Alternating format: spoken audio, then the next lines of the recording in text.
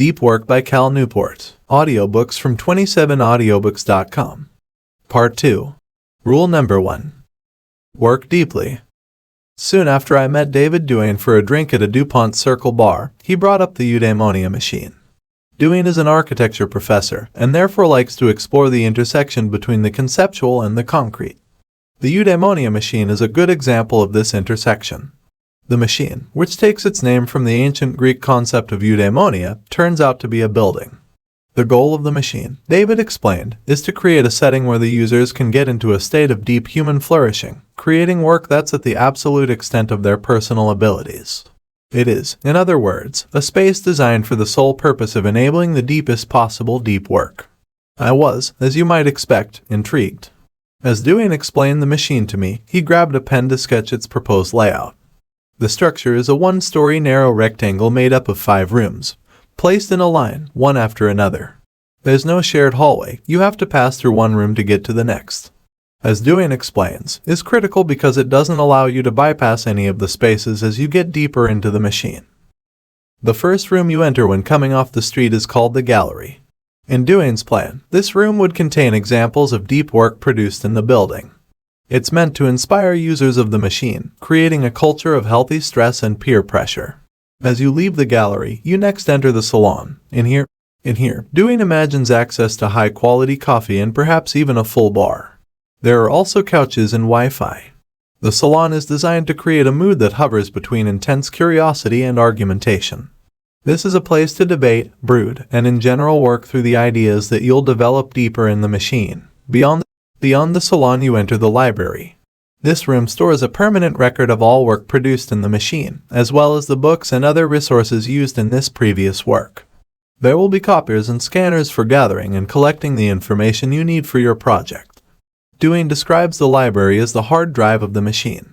The next room is the office space. It contains a standard conference room with a whiteboard and some cubicles with desks. The office, Duane explains, is for low-intensity activity. To use our terminology, this is the space to complete the shallow efforts required by your project. Duane imagines an administrator with a desk in the office who could help its users improve their work habits to optimize their efficiency. This brings us to the final room of the machine, a collection of what Duane calls deep work chambers. Each chamber is conceived to be 6 by 10 feet and protected by thick soundproof walls. The purpose of the deep work chamber is to allow for total focus and uninterrupted workflow, Duane explains. He imagines a process in which you spend 90 minutes inside, take a 90-minute break, and repeat 2 or 3 times, at which point your brain will have achieved its limit of concentration for the day. For now, the eudaimonia machine exists only as a collection of architectural drawings, but even as a plan, its potential to support impactful work excites Duane. Remains, in my mind, the most interesting piece of architecture I've ever produced, he told me. In an ideal world, one in which the true value of deep work is accepted and celebrated, we'd all have access to something like the eudaimonia machine. Perhaps not David Duane's exact design, but, more generally speaking, a work environment designed to help us extract as much value as possible from our brains. Unfortunately, this vision is far from our current reality.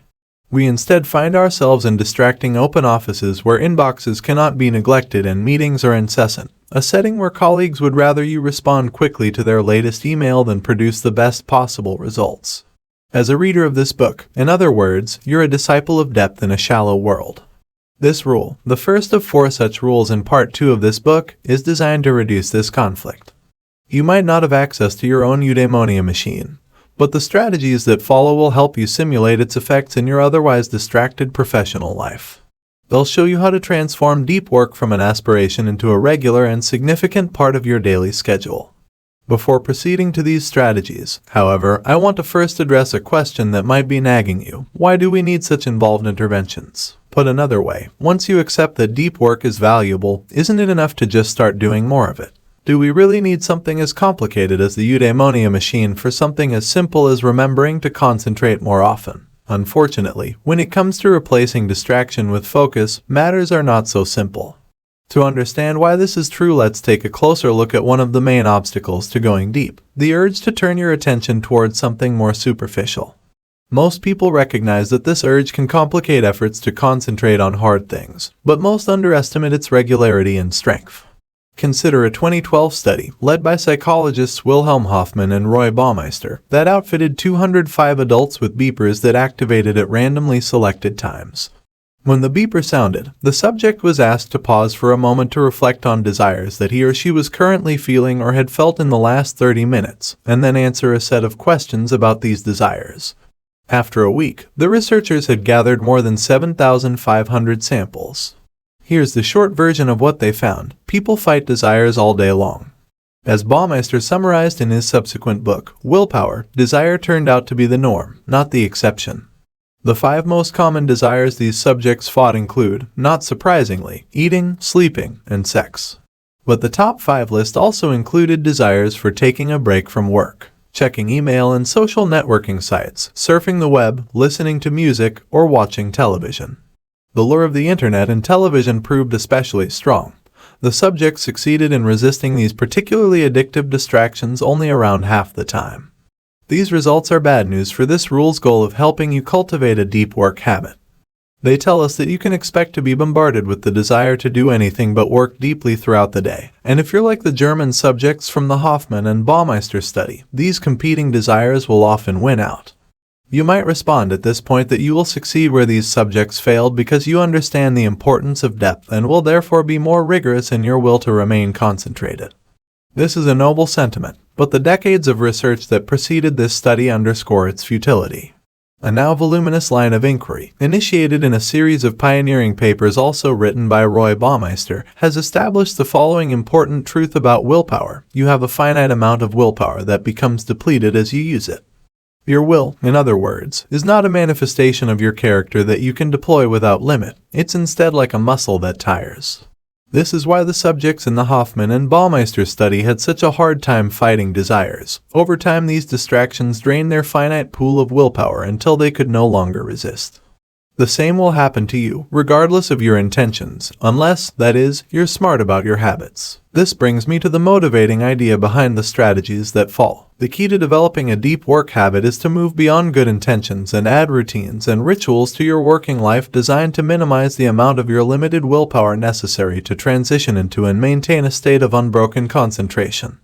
If you suddenly decide, for example, in the middle of a distracted afternoon spent web browsing, to switch your attention to a cognitively demanding task, you'll draw heavily from your finite willpower to wrest your attention away from the online shininess. Such attempts will therefore frequently fail. On the other hand, if you deployed smart routines and rituals, perhaps a set time and quiet location used for your deep tasks each afternoon, you'd require much less willpower to start and keep going. In the long run, you'd therefore succeed with these deep efforts far more often. With this in mind, the 6 strategies that follow can be understood as an arsenal of routines and rituals designed with the science of limited willpower in mind to maximize the amount of deep work you consistently accomplish in your schedule. Among other things, they'll ask you to commit to a particular pattern for scheduling this work and develop rituals to sharpen your concentration before starting each session. Some of these strategies will deploy simple heuristics to hijack your brain's motivation center, while others are designed to recharge your willpower reserves at the fastest possible rate. You could just try to make deep work a priority. But supporting this decision with the strategies that follow, or strategies of your own devising that are motivated by the same principles, will significantly increase the probability that you succeed in making deep work a crucial part of your professional life. Decide on your depth philosophy. The famed computer scientist Donald Knuth cares about deep work. As he explains on his website, what I do takes long hours of studying and uninterruptible concentration. A doctoral candidate named Brian Chappell, who is a father with a full-time job, also values deep work, as it's the only way he can make progress on his dissertation given his limited time. Chappell told me that his first encounter with the idea of deep work was an emotional moment. I mention these examples because although Knuth and Chappell agree on the importance of depth, they disagree on their philosophies for integrating this depth into their work lives. As I'll detail in the next section, Knuth deploys a form of monasticism that prioritizes deep work by trying to eliminate or minimize all other types of work. Chappell, by contrast, deploys a rhythmic strategy in which he works for the same hours every weekday morning, without exception, before beginning a workday punctuated by standard distractions. Both approaches work, but not universally.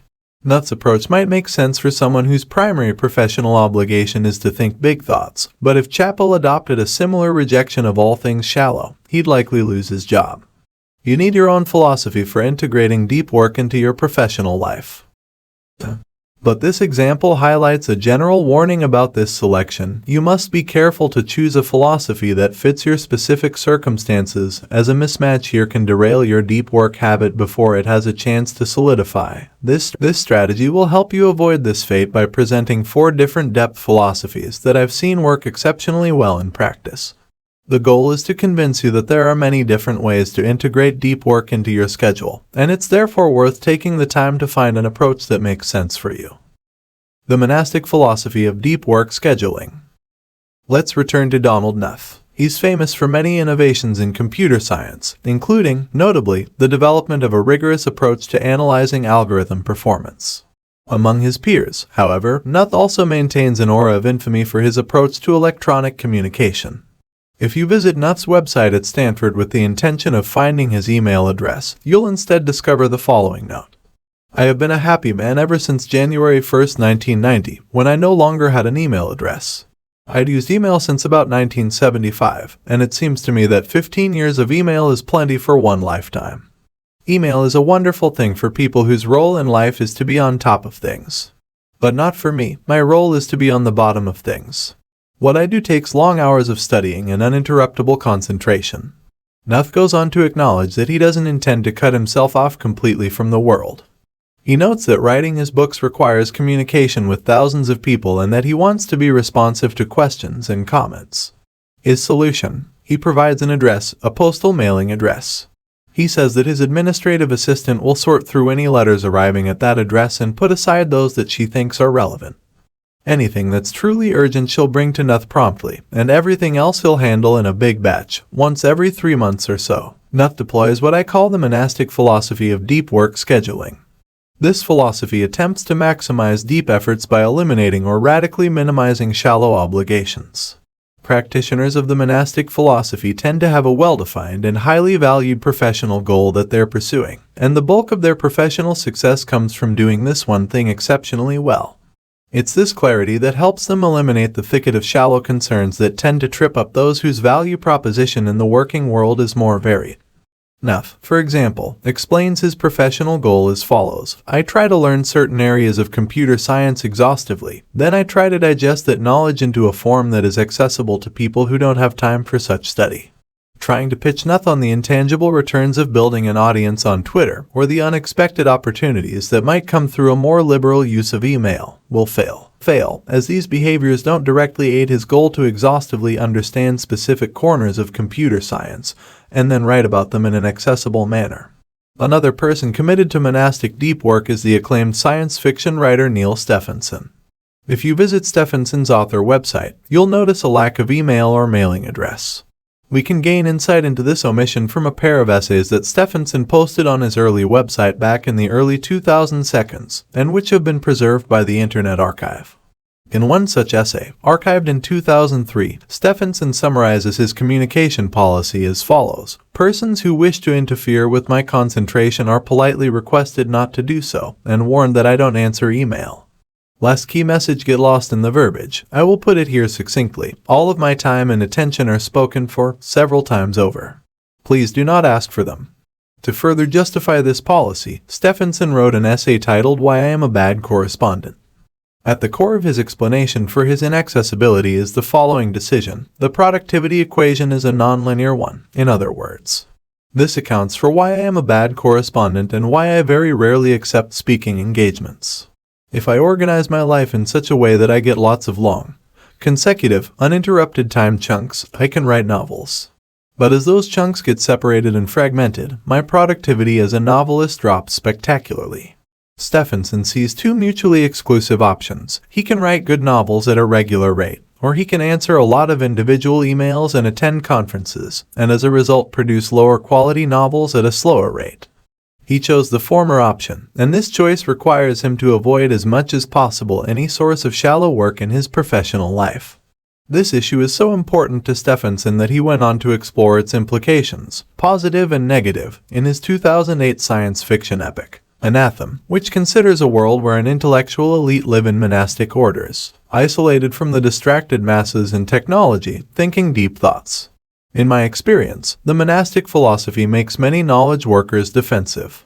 The clarity with which its adherents identify their value to the world, I suspect, touches a raw nerve for those whose contribution to the information economy is more complex. Notice, of course, that more complex does not mean lesser. A high-level manager, for example, might play a vital role in the functioning of a billion-dollar company, even if she cannot point to something discrete, like a completed novel, and say, "This is what I produced this year." Therefore, the pool of individuals to whom the monastic philosophy applies is limited, and that's okay. If you're outside this pool, its radical simplicity shouldn't evince too much envy. On the other hand, if you're inside this pool, someone whose contribution to the world is discrete, clear, and individualized, then you should give this philosophy serious consideration, as it might be the deciding factor between an average career and one that will be remembered. The Bimodal Philosophy of Deep Work Scheduling. This book opened with a story about the revolutionary psychologist and thinker Carl Jung. In the 1920s, at the same time that Jung was attempting to break away from the strictures of his mentor, Sigmund Freud, he began regular retreats to a rustic stone house he built in the woods outside the small town of Bollingen. When there, Jung would lock himself every morning into a minimally appointed room to write without interruption. He would then meditate and walk in the woods to clarify his thinking in preparation for the next day's writing. These efforts, I argued, were aimed at increasing the intensity of Jung's deep work to a level that would allow him to succeed in intellectual combat with Freud and his many supporters. In recalling this story, I want to emphasize something important. Jung did not deploy a monastic approach to deep work. Donald Knuth and Neil Stephenson, our examples from earlier, attempted to completely eliminate distraction and shallowness from their professional lives. Jung, by contrast, sought this elimination only during the periods he spent at his retreat. The rest of Jung's time was spent in Zurich, where his life was anything but monastic. He ran a busy clinical practice that often had him seeing patients until late at night. He was an active participant in the Zurich coffeehouse culture, and he gave and attended many lectures in the city's respected universities. Jung's life in Zurich, in other words, is similar in many ways to the modern archetype of the hyperconnected digital age knowledge worker. Replace Zurich with San Francisco and Letter with Tweet and we could be discussing some hotshot tech CEO. Jung's approach is what I call the bimodal philosophy of deep work. This philosophy asks that you divide your time, dedicating some clearly defined stretches to deep pursuits and leaving the rest open to everything else. During the deep time, the bimodal worker will act monastically, seeking intense and uninterrupted concentration.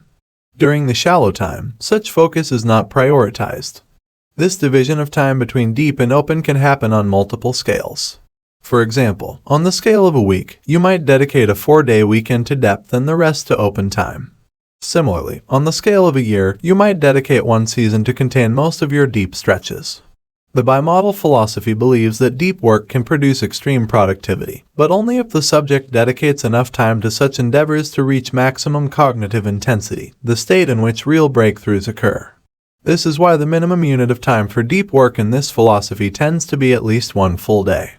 To put aside a few hours in the morning, for example, is too short to count as a deep work stretch for an adherent of this approach. At the same time, the bimodal philosophy is typically deployed by people who cannot succeed in the absence of substantial commitments to non-deep pursuits. Jung, for example, needed his clinical practice to pay the bills and the Zurich coffeehouse scene to stimulate his thinking. The approach of shifting between two modes provides a way to serve both needs well. To provide a more modern example of the bimodal philosophy in action, we can once again consider Adam Grant, the Wharton Business School professor whose thoughtfulness about work habits was first introduced in Part 1. As you might recall, Grant's schedule during his rapid rise through the professorship ranks at Wharton provides a nice bimodality case study. On the scale of the academic year, he stacked his courses into one semester so that he could focus the other on deep work. During these deep semesters, he then applied the bimodal approach on the weekly scale. He would, perhaps once or twice a month, take a period of 2 to 4 days to become completely monastic. He would shut his door, put an out-of-office autoresponder on his email, and work on his research without interruption. Outside of these deep sessions, Grant remained famously open and accessible. In some sense, he had to be. His 2013 bestseller, Give and Take, promotes the practice of giving of your time and attention, without expectation of something in return, as a key strategy in professional advancement. Those who deploy the bimodal philosophy of deep work admire the productivity of the monastics but also respect the value they receive from the shallow behaviors in their working lives. Perhaps the biggest obstacle to implementing this philosophy is that even short periods of deep work require a flexibility that many fear they lack in their current positions. If even an hour away from your inbox makes you uncomfortable, then certainly the idea of disappearing for a day or more at a time will seem impossible. But I suspect bimodal working is compatible with more types of jobs than you might guess. Earlier, for example, I described a study by Harvard Business School professor Leslie Perlow. In this study, a group of management consultants were asked to disconnect for a full day each workweek. The consultants were afraid the client would rebel. It turned out that the client didn't care. As Young, Grant, and Perlow's subjects discovered, people will usually respect your right to become inaccessible if these periods are well-defined and well-advertised, and outside these stretches, you're once again easy to find. The rhythmic philosophy of deep work scheduling.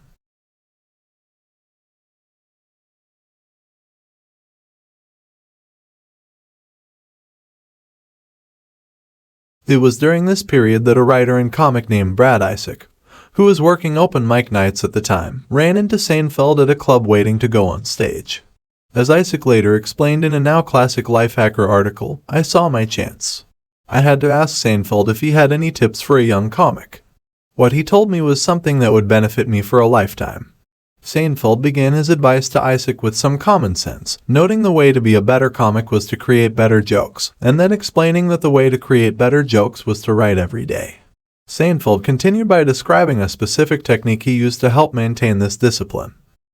He keeps a calendar on his wall. Every day that he writes jokes, he crosses out the date on the calendar with a big red X. After a few days you'll have a chain, Seinfeld said. Just keep at it and the chain will grow longer every day. You'll like seeing that chain, especially when you get a few weeks under your belt. Your only job next is to not break the chain. This chain method soon became a hit among writers and fitness enthusiasts, communities that thrive on the ability to do hard things consistently. For our purposes, it provides a specific example of a general approach to integrating depth into your life, the rhythmic philosophy. This philosophy argues that the easiest way to consistently start deep work sessions is to transform them into a simple regular habit. The goal, in other words, is to generate a rhythm for this work that removes the need for you to invest energy in deciding if and when you're going to go deep. The chain method is a good example of the rhythmic philosophy of deep work scheduling because it combines a simple scheduling heuristic with an easy way to remind yourself to do the work, the big red X on the calendar. Another common way to implement the rhythmic philosophy is to replace the visual aid of the chain method with a set starting time that you use every day for deep work. In much the same way that maintaining visual indicators of your work progress can reduce the barrier to entry for going deep, eliminating even the simplest scheduling decisions, such as when during the day to do the work, also reduces this barrier. Consider the example of Brian Chappell, the busy doctoral candidate I introduced in the opening to this strategy. Chappell adopted the rhythmic philosophy of deep work scheduling out of necessity. Around the time that he was ramping up his dissertation writing, he was offered a full-time job at a center on the campus where he was a student. Professionally, this was a good opportunity and Chappell was happy to accept it. But academically, a full-time job, especially when coupled with the recent arrival of Chappell's first child, made it difficult to find the depth needed to write thesis chapters. Chappell began by attempting a vague commitment to deep work. He made a rule that deep work needed to happen in 90-minute chunks, and he decided he would try to schedule these chunks in an ad hoc manner whenever appropriate openings in his schedule arose. Not surprisingly, this strategy didn't yield much productivity. In a dissertation boot camp Chappell had attended the year before, he'd managed to produce a full thesis chapter in a single week of rigorous deep work. After he accepted his full-time job, he managed to produce only a single additional chapter in the entire first year he was working. It was the glacial writing progress during this year that drove Chappell to embrace the rhythmic method. He made a rule that he would wake up and start working by 5:30 every morning. He would then work until 7:30, make breakfast, and go to work already done with his dissertation obligations for the day. Pleased by early progress, he soon pushed his wake-up time to 4:45 to squeeze out even more morning depth. When I interviewed Chappell for this book, he described his rhythmic approach to deep work scheduling as both astronomically productive and guilt-free. His routine was producing 4 to 5 pages of academic prose per day and was capable of generating drafts of thesis chapters at a rate of 1 chapter every 2 or 3 weeks, a phenomenal output for someone who also worked a 9-to-5 job. Who's to say that I can't be that prolific? He concluded. Why not me? The rhythmic philosophy provides an interesting contrast to the bimodal philosophy. It perhaps fails to achieve the most intense levels of deep thinking sought in the day-long concentration sessions favored by the bimodalist. The trade-off, however, is that this approach works better with the reality of human nature. By supporting deep work with rock-solid routines that make sure a little bit gets done on a regular basis, the rhythmic scheduler will often log a larger total number of deep hours per year. The decision between rhythmic and bimodal can come down to your self-control in such scheduling matters. If you're Carl Jung and are engaged in an intellectual dogfight with Sigmund Freud supporters, you'll likely have no trouble recognizing the importance of finding time to focus on your ideas. On the other hand, if you're writing a dissertation with no one pressuring you to get it done, the habitual nature of the rhythmic philosophy might be necessary to maintain progress. For many, however, it's not just self-control issues that bias them toward the rhythmic philosophy, but also the reality that some jobs don't allow you to disappear for days at a time when the need to go deep arises. For a lot of bosses, the standard is that you're free to focus as hard as you want, so long as the boss's emails are still answered promptly. This is likely the biggest reason why the rhythmic philosophy is one of the most common among deep workers in standard office jobs. The journalistic philosophy of deep work scheduling. In the 1980s, the journalist Walter Isaacson was in his 30s and well along in his rapid ascent through the ranks of Time magazine. By this point, he was undoubtedly on the radar of the thinking class. Christopher Hitchens, for example, writing in the London Review of Books during this period, called him one of the best magazine journalists in America. The time was right for Isaacson to write a big important book, a necessary step on the ladder of journalistic achievement. So Isaacson chose a complicated topic, an intertwined narrative biography of 6 figures who played an important role in early Cold War policy, and teamed up with a fellow young Time editor, Evan Thomas, to produce an appropriately weighty book, an 864-page epic titled The Wise Men, 6 Friends and the World They Made. This book, which was published in 1986, was well received by the right people. The New York Times called it a richly textured account, while the San Francisco Chronicle exulted that the 2 young writers had fashioned a Cold War Plutarch. Less than a decade later, Isaacson reached the apex of his journalism career when he was appointed editor of Time. What interests me about Isaacson, however, is not what he accomplished with his first book but how he wrote it. In uncovering this story, I must draw from a fortunate personal connection. As it turns out, in the years leading up to the publication of The Wise Men, my uncle John Paul Newport, who was also a journalist in New York at the time, shared a summer beach rental with Isaacson.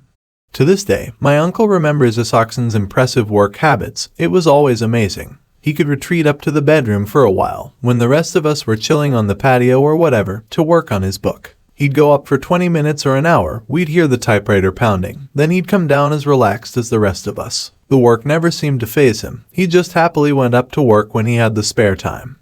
Isaacson was methodic. Anytime he could find some free time, he would switch into a deep work mode and hammer away at his book. This is how, it turns out, one can write a 900-page book on the side while spending the bulk of one's day becoming one of the country's best magazine writers. I call this approach, in which you fit deep work wherever you can into your schedule, the journalist philosophy. This name is a nod to the fact that journalists, like Walter Isaacson, are trained to shift into a writing mode on a moment's notice, as is required by the deadline-driven nature of their profession. This approach is not for the deep work novice. As I established in the opening to this rule, the ability to rapidly switch your mind from shallow to deep mode doesn't come naturally. Without practice, such switches can seriously deplete your finite willpower reserves. This habit also requires a sense of confidence in your abilities, a conviction that what you're doing is important and will succeed. This type of conviction is typically built on a foundation of existing professional accomplishment. Isaacson, for example, likely had an easier time switching to writing mode than, say, a first-time novelist, because Isaacson had worked himself up to become a respected writer by this point. He knew he had the capacity to write an epic biography and understood it to be a key task in his professional advancement. This confidence goes a long way in motivating hard efforts. I'm partial to the journalistic philosophy of deep work because it's my main approach to integrating these efforts into my schedule. In other words, I'm not monastic in my deep work. I don't deploy multi-day depth binges like the bimodalists, and though I am intrigued by the rhythmic philosophy, my schedule has a way of thwarting attempts to enforce a daily habit. Instead, in an ode to Isaacson, I face each week as it arrives and do my best to squeeze out as much depth as possible. To write this book, for example, I had to take advantage of free stretches of time wherever they popped up. If my kids were taking a good nap, I'd grab my laptop and lock myself in the home office. If my wife wanted to visit her parents in nearby Annapolis on a weekend day, I'd take advantage of the extra child care to disappear to a quiet corner of their house to write. If a meeting at work was canceled, or an afternoon left open, I might retreat to one of my favorite libraries on campus to squeeze out a few hundred more words, and so on. I should admit that I'm not pure in my application of the journalist philosophy. I don't, for example, make all my deep work decisions on a moment-to-moment basis. I instead tend to map out when I'll work deeply during each week at the beginning of the week, and then refine these decisions, as needed, at the beginning of each day. By reducing the need to make decisions about deep work moment by moment, I can preserve more mental energy for the deep thinking itself. In the final accounting, the journalistic philosophy of deep work scheduling remains difficult to pull off. But if you're confident in the value of what you're trying to produce and practiced in the skill of going deep, it can be a surprisingly robust way to squeeze out large amounts of depth from an otherwise demanding schedule. Ritualize. An often overlooked observation about those who use their minds to create valuable things is that they're rarely haphazard in their work habits. Consider the Pulitzer Prize-winning biographer Robert Caro. As revealed in a 2009 magazine profile, every inch of New York office is governed by rules. Where he places his books, how he stacks his notebooks, what he puts on his wall, even what he wears to the office, everything is specified by a routine that has varied little over Caro's long career. I trained myself to be organized, he explained. Charles Darwin had a similarly strict structure for his working life during the period when he was perfecting on The Origin of Species. As his son Francis later remembered, he would rise promptly at 7 to take a short walk. He would then eat breakfast alone and retire to his study from 8 to 9:30. The next hour was dedicated to reading his letters from the day before, after which he would return to his study from 10:30 until noon. After this session, he would mull over challenging ideas while walking on a prescribed route that started at his greenhouse and then circled a path on his property. He would walk until satisfied with his thinking, then declare his workday done. The journalist Mason Curry, who spent half a decade cataloging the habits of famous thinkers and writers, summarized this tendency toward systematization as follows. There is a popular notion that artists work from inspiration, that there is some strike or bolt or bubbling up of creative mojo from who knows where. But I hope makes clear that waiting for inspiration to strike is a terrible, terrible plan. In fact, perhaps the single best piece of advice I can aver to anyone trying to do creative work is to ignore inspiration. In a New York Times column on the topic, David Brooks summarizes this reality more bluntly: think like artists but work like accountants.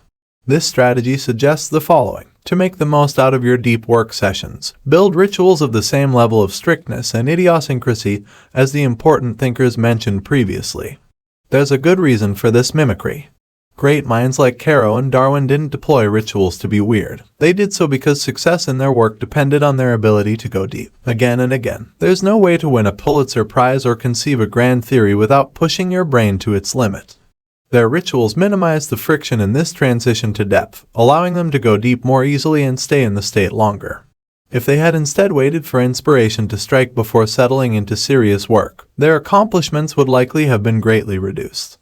There's no one correct deep work ritual. The right fit depends on both the person and the type of project pursued. But there are some general questions that any effective ritual must address. Where you'll work and for how long. Your ritual needs to specify a location for your deep work efforts.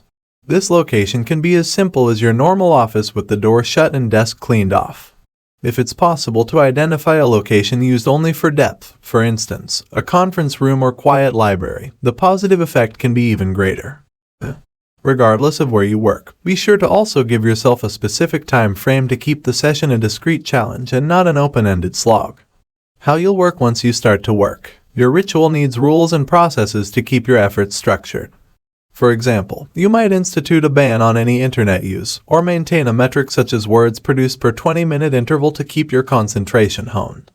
Without this structure, you'll have to mentally litigate again and again what you should and should not be doing during these sessions and keep trying to assess whether you're working sufficiently hard. These are unnecessary drains on your willpower reserves. How you'll support your work. Your ritual needs to ensure your brain gets the support it needs to keep operating at a high level of depth.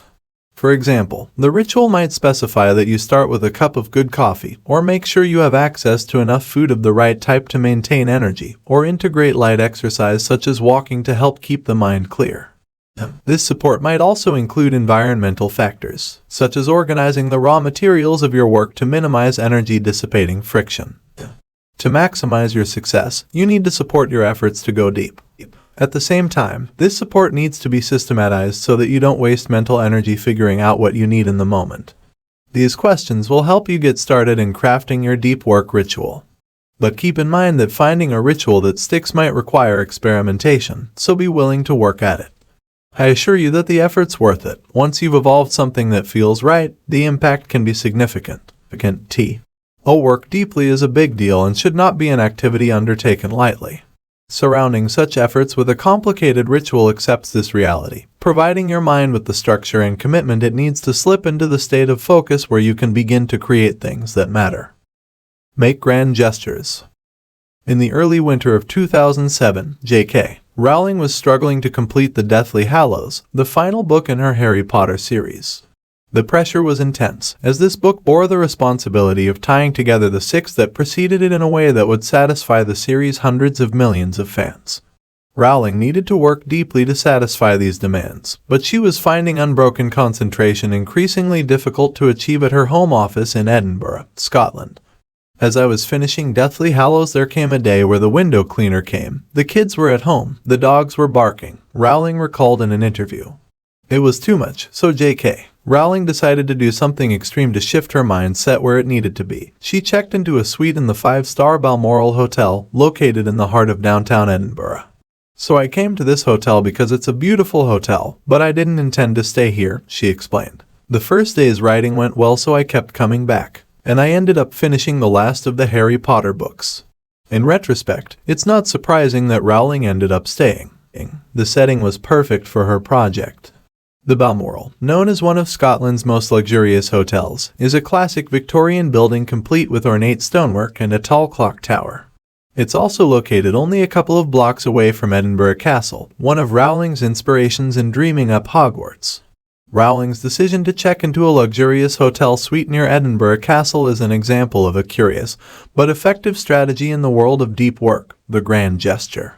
The concept is simple. By leveraging a radical change to your normal environment, coupled perhaps with a significant investment of effort or money, all dedicated towards supporting a deep work task, you increase the perceived importance of the task.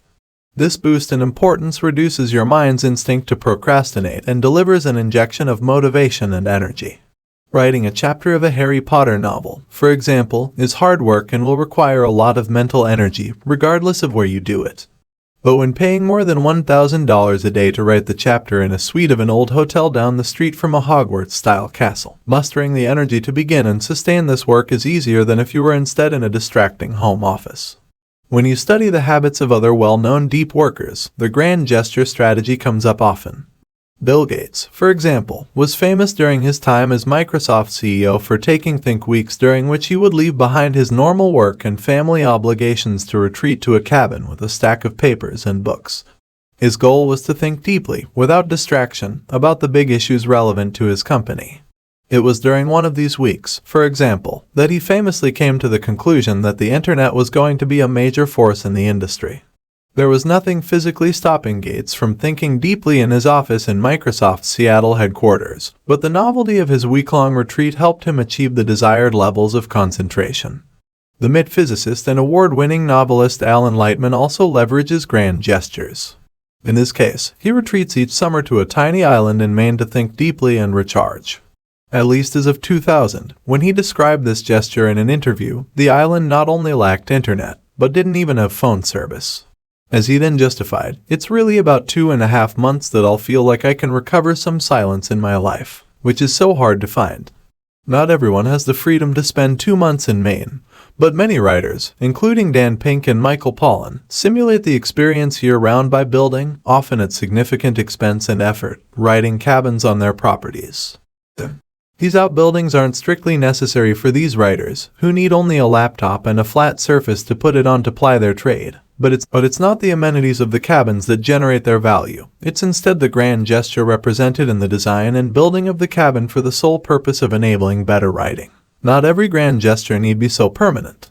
After the pathologically competitive Bell Labs physicist William Shockley was scooped in the invention of the transistor, as I detail in the next strategy, 2 members of his team made the breakthrough at a time when Shockley was away working on another project. He locked himself in a hotel room in Chicago, where he had traveled ostensibly to attend a conference.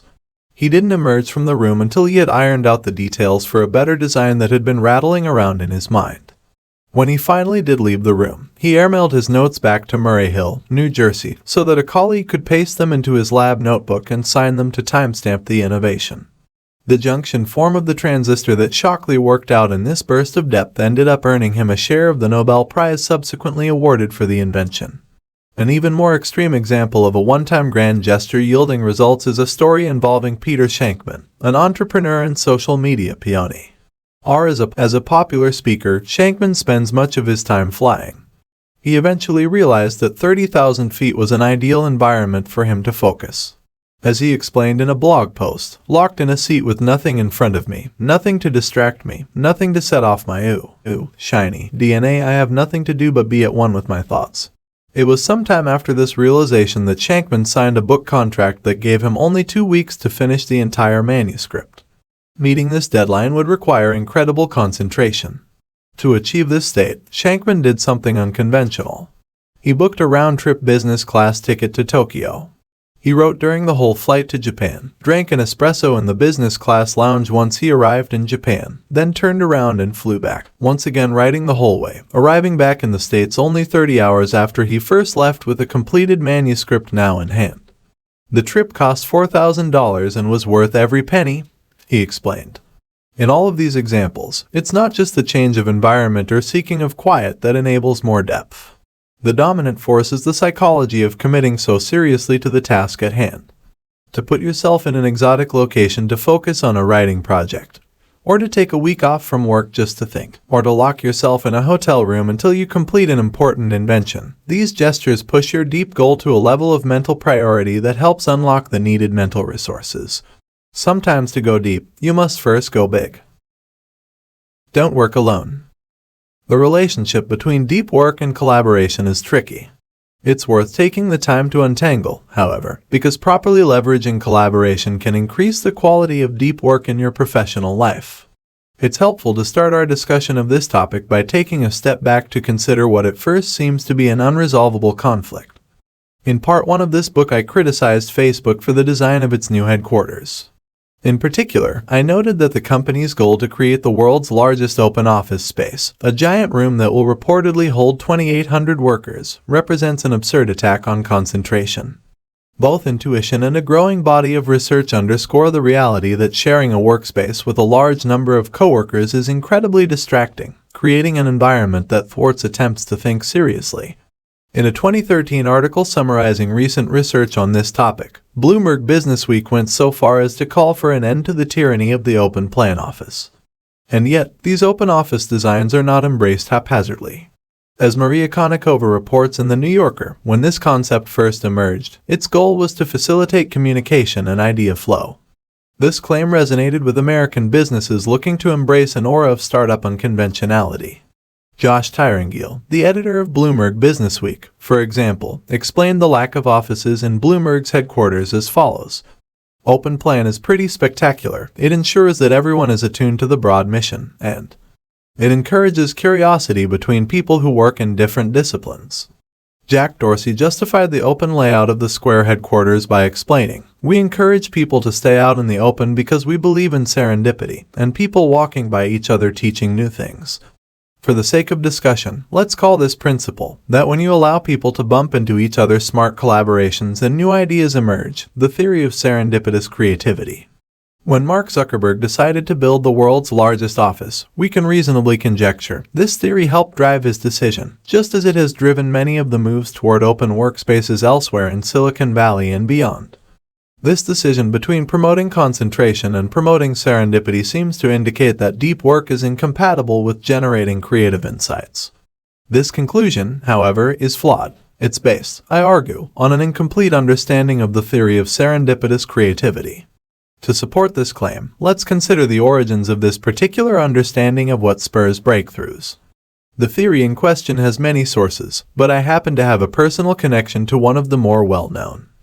During my 7 years at MIT, I worked on the site of the Institute's famed Building 20. This structure, located at the intersection of Main and Vassar Streets in East Cambridge, and eventually demolished in 1998, was thrown together as a temporary shelter during World War II, meant to house the overflow from the school's bustling radiation laboratory. As noted by a 2012 New Yorker article, the building was initially seen as a failure. Ventilation was poor and hallways were dim. The walls were thin, the roof leaked, and the building was broiling in the summer and freezing in the winter. When the war ended, however, the influx of scientists to Cambridge continued. MIT needed space, so instead of immediately demolishing Building 20 as they had promised local officials, they continued using it as overflow space. The result was that a mismatch of different departments, from nuclear science to linguistics to electronics, shared the low-slung building alongside more esoteric tenants such as a machine shop and a piano repair facility. Because the building was cheaply constructed, these groups felt free to rearrange space as needed. Walls and floors could be shifted and equipment bolted to the beams. In recounting the story of Gerald Zacharias's work on the first atomic clock, the above-mentioned New Yorker article points to the importance of his ability to remove 2 floors from his Building 20 lab so he could install the 3-story cylinder needed for his experimental apparatus. In MIT lore, it's generally believed that this haphazard combination of different disciplines, thrown together in a large reconfigurable building, led to chance encounters and a spirit of inventiveness that generated breakthroughs at a fast pace, innovating topics as diverse as Chomsky grammars, lore and navigational radars, and video games, all within the same productive post-war decades. When the building was finally demolished to make way for the $300 million Frank Gehry designed Stata Center, its loss was mourned.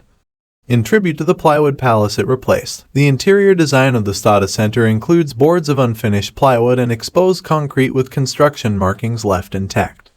Around the same time that Building 20 was hastily constructed, a more systematic pursuit of serendipitous creativity was underway 200 miles to the southwest in Murray Hill, New Jersey.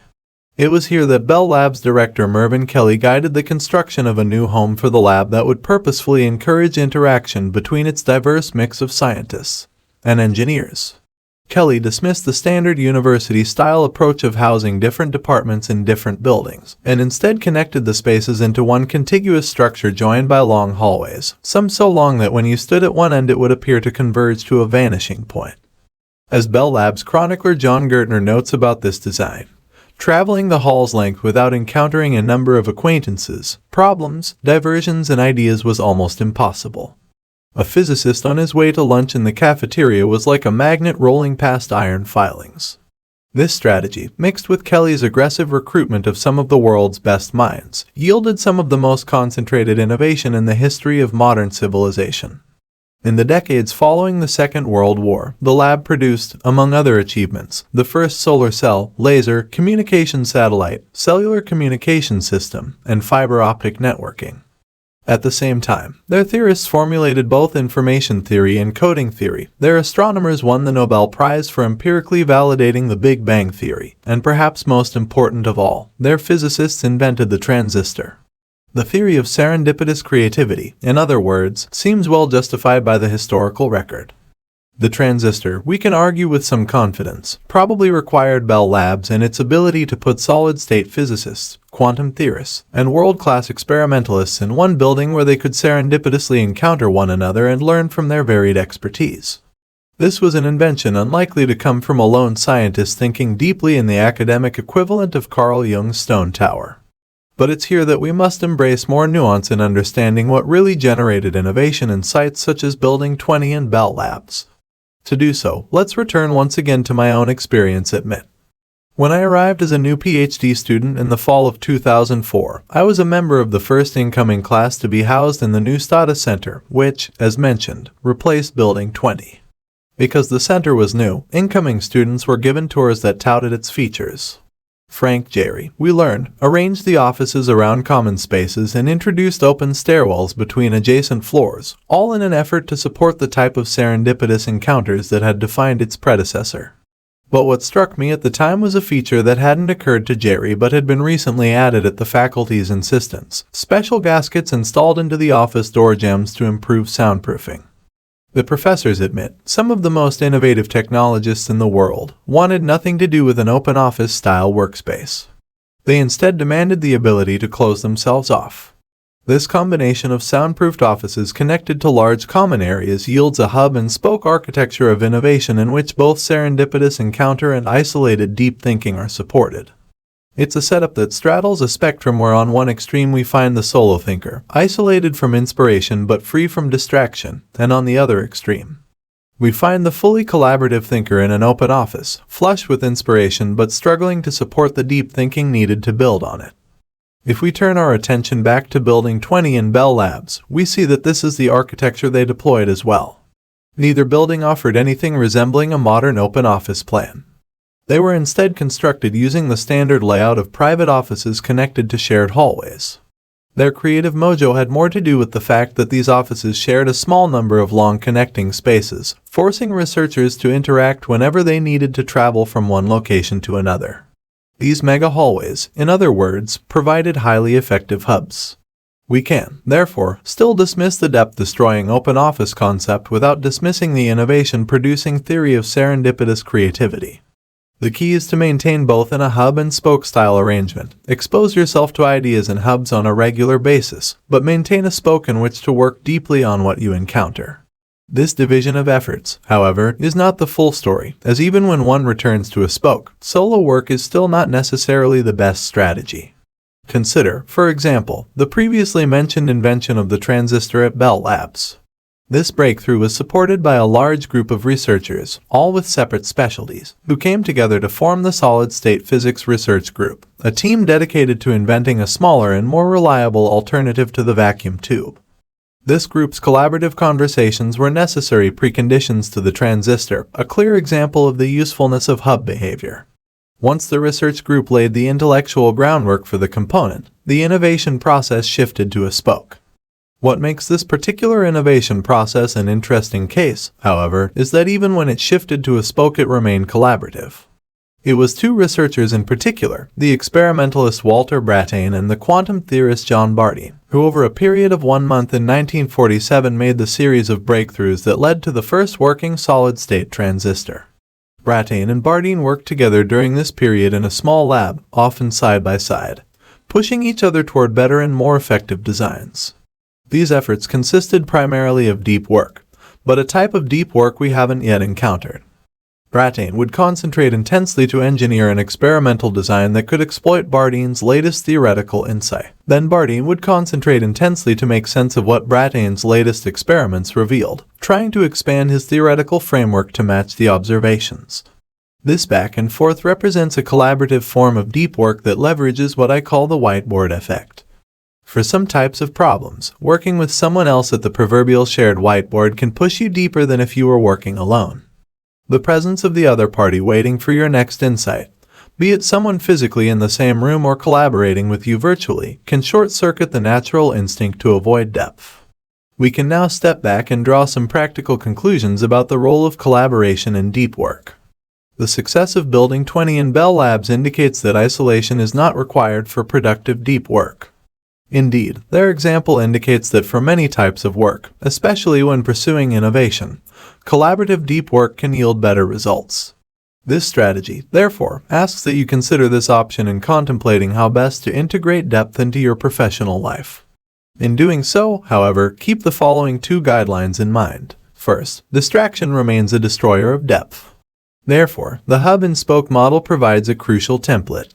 Separate your pursuit of serendipitous encounters from your efforts to think deeply and build on these inspirations. You should try to optimize each effort separately, as opposed to mixing them together into a sludge that impedes both goals. Second, even when you retreat to a spoke to think deeply, when it's reasonable to leverage the whiteboard effect, do so. By working side by side with someone on a problem, you can push each other toward deeper levels of depth, and therefore toward the generation of more and more valuable output as compared to working alone. When it comes to deep work, in other words, consider the use of collaboration when appropriate, as it can push your results to a new level. At the same time, don't lionize this quest for interaction and positive randomness to the point where it crowds out the unbroken concentration ultimately required to wring something useful out of the swirl of ideas all around us. Execute like a business. The story has become lore in the world of business consulting. In the mid-1990s, Harvard Business School professor Clayton Christensen received a call from Andy Grove, the CEO and chairman of Intel. Grove had encountered Christensen's research on disruptive innovation and asked him to fly out to California to discuss the theory's implications for Intel. On arrival, Christensen walked through the basics of disruption. Entrenched companies are often unexpectedly dethroned by startups that begin with cheap offerings at the low end of the market, but then, over time, improve their cheap products just enough to begin to steal high-end market share. Grove recognized that Intel faced this threat from low-end processors produced by upstart companies like AMD and Cyrix. Fueled by his newfound understanding of disruption, Grove devised the strategy that led to the Celeron family of processors, a lower-performance offering that helped Intel successfully fight off the challenges from below. There is, however, a lesser-known piece to this story. As Christensen recalls, Grove asked him during a break in this meeting, "How do I do this?" Christensen responded with a discussion of business strategy, explaining how Grove could set up a new business unit and so on. Grove cut him off with a gruff reply, "You are such a naive academic. I asked you how to do it, and you told me what I should do. I know what I need to do. I just don't know how to do it." As Christensen later explained, this division between what and how is crucial but is overlooked in the professional world. It's often straightforward to identify a strategy needed to achieve a goal, but what trips up companies is figuring out how to execute the strategy once identified. I came across this story in a foreword Christensen wrote for a book titled The 4 Disciplines of Execution, which built on extensive consulting case studies to describe 4 disciplines for helping companies successfully implement high-level strategies. What struck me as I read was that this gap between what and how was relevant to my personal quest to spend more time working deeply. Just as Andy Grove had identified the importance of competing in the low-end processor market, I had identified the importance of prioritizing depth. What I needed was help figuring out how to execute this strategy. Intrigued by these parallels, I set out to adapt the 4DX framework to my personal work habits and ended up surprised by how helpful they proved in driving me toward effective action on my goal of working deeply. These ideas may have been forged for the world of big business, but the underlying concepts seem to apply anywhere that something important needs to get done against the backdrop of many competing obligations and distractions. With this in mind, I've summarized in the following sections the 4 disciplines of the 4DX framework, and for each I describe how I adapted it to the specific concerns of developing a deep work habit. Discipline number 1. Focus on the wildly important. As the authors of the 4 disciplines of execution explain, the more you try to do, the less you actually accomplish. They elaborate that execution should be aimed at a small number of wildly important goals. This simplicity will help focus an organization's energy to a sufficient intensity to ignite real results. For an individual focused on deep work, the implication is that you should identify a small number of ambitious outcomes to pursue with your deep work hours. The general exhortation to spend more time working deeply doesn't spark a lot of enthusiasm. To instead have a specific goal that would return tangible and substantial professional benefits will generate a steadier stream of enthusiasm. In a 2014 column titled The Art of Focus, David Brooks endorsed this approach of letting ambitious goals drive focused behavior, explaining, "If you want to win the war for attention, don't try to say no to the trivial distractions you find on the information smorgasbord. Try to say yes to the subject that arouses a terrifying longing, and let the terrifying longing crowd out everything else." For example, when I first began experimenting with 4DX, I set the specific important goal of publishing 5 high-quality peer-reviewed papers in the upcoming academic year. This goal was ambitious, as it was more papers than I had been publishing, and there were tangible rewards attached to it. Combined, these 2 properties helped the goal stoke my motivation. Discipline number 2. Act on the lead measures. Once you've identified a wildly important goal, you need to measure your success. In 4DX, there are two types of metrics for this purpose: lag measures and lead measures. Lag measures describe the thing you're ultimately trying to improve. For example, if your goal is to increase customer satisfaction in your bakery, then the relevant lag measure is your customer satisfaction scores. As the 4DX authors explain, the problem with lag measures is that they come too late to change your behavior. When you receive them, the performance that drove them is already in the past. Lead measures, on the other hand, measure the new behaviors that will drive success on the lag measures. In the bakery example, a good lead measure might be the number of customers who receive free samples. This is a number you can directly increase by giving out more samples. As you increase this number, your lag measures will likely eventually improve as well.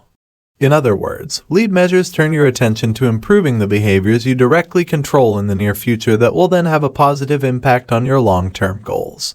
For an individual focused on deep work, it's easy to identify the relevant lead measure: time spent in a state of deep work dedicated toward your wildly important goal.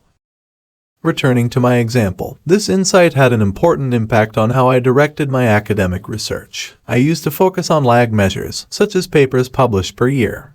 These measures, however, lacked influence on my day-to-day behavior because there was nothing I could do in the short term that could immediately generate a noticeable change to this long-term metric. When I shifted to tracking deep work hours, suddenly these measures became relevant to my day-to-day. Every hour extra of deep work was immediately reflected in my tally. Discipline number 3, keep a compelling scoreboard. People play differently when they're keeping score, the 4DX authors explain. They then elaborate that when attempting to drive your team's engagement toward your organization's wildly important goal, it's important that they have a public place to record and track their lead measures. This scoreboard creates a sense of competition that drives them to focus on these measures, even when other demands vie for their attention. It also provides a reinforcing source of motivation. Once the team notices their success with a lead measure, they become invested in perpetuating this performance. In the preceding discipline, I argued that for an individual focused on deep work, hours spent working deeply should be the lead measure. It follows, therefore, that the individual's scoreboard should be a physical artifact in the workspace that displays the individual's current deep work hour count. In my early experiments with 4DX, I settled on a simple but effective solution for implementing this scoreboard. I took a piece of cardstock and divided it into rows, one for each week of the current semester. I then labeled each row with the dates of the week and taped it to the wall next to my computer monitor. As each week progressed, I kept track of the hours spent in deep work that week with a simple tally of tick marks in that week's row. To maximize the motivation generated by this scoreboard, whenever I reached an important milestone in an academic paper, I would circle the tally mark corresponding to the hour where I finished the result. This served two purposes. First, it allowed me to connect, at a visceral level, accumulated deep work hours and tangible results. Second, it helped calibrate my expectations for how many hours of deep work were needed per result. This reality helped spur me to squeeze more such hours into each week. Discipline number 4, create a cadence of accountability. The 4DX authors elaborate that the final step to help maintain a focus on lead measures is to put in place a rhythm of regular and frequent meetings of any team that owns a wildly important goal. During these meetings, the team members must confront their scoreboard, commit to specific actions to help improve the score before the next meeting, and describe what happened with the commitments they made at the last meeting. They note that this review can be condensed to only a few minutes, but it must be regular for its effect to be felt. The authors argue that it's this discipline where execution really happens. For an individual focused on his or her own deep work habit, there's likely no team to meet with, but this doesn't exempt you from the need for regular accountability. In multiple places throughout this book I discuss and recommend the habit of a weekly review in which you make a plan for the work week ahead.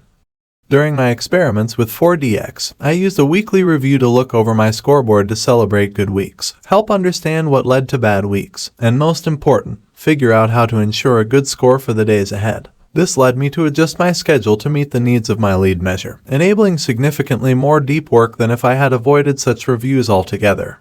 The 4DX framework is based on the fundamental premise that execution is more difficult than strategizing. After hundreds and hundreds of case studies, its inventors managed to isolate a few basic disciplines that seem to work particularly well in conquering this difficulty. It's no surprise, therefore, that these same disciplines can have a similar effect on your personal goal of cultivating a deep work habit. To conclude, let's return one last time to my own example. As I noted earlier, when I first embraced 4DX, I adopted the goal of publishing 5 peer-reviewed papers in the 2013-201 for academic year. This was an ambitious goal given that I had published only 4 papers the previous year. Throughout this 4DX experiment, the clarity of this goal, coupled with the simple but unavoidable feedback of my lead measure scoreboard, pushed me to a level of depth I hadn't before achieved. In retrospect, it was not so much the intensity of my deep work periods that increased, but instead their regularity. Whereas I used to cluster my deep thinking near paper submission deadlines, the 4DX habit kept my mind concentrated throughout the full year. It ended up, I must admit, an exhausting year. But it also turned out to produce a convincing endorsement for the 4DX framework. By the summer of 2014, I had 9 full papers accepted for publication, more than doubling what I had managed to accomplish in any preceding year. Be lazy.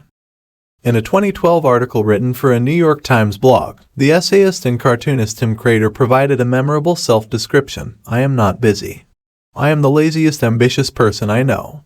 Crater's distaste for frenetic work, however, was put to the test in the months leading up to the writing of his post. Here's his description of the period. "I've insidiously started, because of professional obligations, to become busy. Every morning my inbox was full of emails asking me to do things I did not want to do or presenting me with problems that I now had to solve." His solution? He fled to what he calls an undisclosed location, a place with no TV and no internet, and where he could remain non-responsive to the pinprick onslaught of small obligations that seem harmless in isolation but aggregate to serious injury to his deep work habit. "I've remembered about buttercups, stink bugs, and the stars," Crater says about his retreat from activity. I read, and I'm finally getting some real writing done for the first time in months." It's important for our purposes to recognize that Crater is no Thoreau. He didn't retreat from the world of busyness to underscore a complicated social critique. His move to an undisclosed location was instead motivated by a surprising but practical insight. It made him better at his job. Here's Crater's explanation. "Idleness is not just a vacation, an indulgence, or a vice. It is as indispensable to the brain as vitamin D is to the body, and deprived of it we suffer a mental affliction as disfiguring as rickets. It is, paradoxically, necessary to getting any work done." When Crater talks of getting work done, of course, he's not referencing shallow tasks. For the most part, the more time you can spend immersed in shallow work, the more of it that gets accomplished. As a writer and artist, however, Crater is instead concerned with deep work, the serious efforts that produce things the world values. These efforts, he's convinced, need the support of a mind regularly released to leisure. This strategy argues that you should follow Crater's lead by injecting regular and substantial freedom from professional concerns into your day, providing you with the idleness paradoxically required to get work done. There are many ways to accomplish this goal. You could, for example, use Crater's approach of retreating from the world of shallow tasks altogether by hiding out in an undisclosed location. But this isn't practical for most people. Instead, I want to suggest a more applicable but still quite powerful heuristic. At the end of the workday, shut down your consideration of work issues until the next morning. No after-dinner email check, no mental replays of conversations, and no scheming about how you'll handle an upcoming challenge. Shut down work thinking completely. If you need more time, then extend your workday, but once you shut down, your mind must be left free to encounter Crater's buttercups, stink bugs, and stars. Before describing some tactics that support this strategy, I want to first explore why a shutdown will be profitable to your ability to produce valuable output. We have, of course, Tim Crater's personal endorsement, but it's worth taking the time to also understand the science behind the value of downtime. A closer examination of this literature reveals the following 3 possible explanations for this value. Reason number 1, downtime aids insights.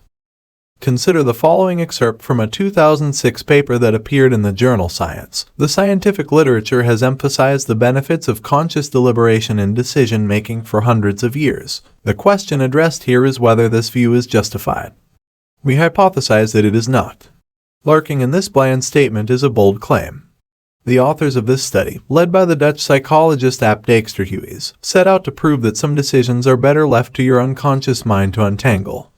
In other words, to actively try to work through these decisions will lead to a worse outcome than loading up the relevant information and then moving on to something else while letting the subconscious layers of your mind mull things over. Dijkstra-Huys's team isolated this effect by giving subjects the information needed for a complex decision regarding a car purchase. Half the subjects were told to think through the information and then make the best decision. The other half were distracted by easy puzzles after they read the information, and were then put on the spot to make a decision without having had time to consciously deliberate. The distracted group ended up performing better. Observations from experiments such as this one led Dijkstra-Huys and his collaborators to introduce unconscious thought theory, an attempt to understand the different roles conscious and unconscious deliberation play in decision-making. At a high level, this theory proposes that for decisions that require the application of strict rules, the conscious mind must be involved.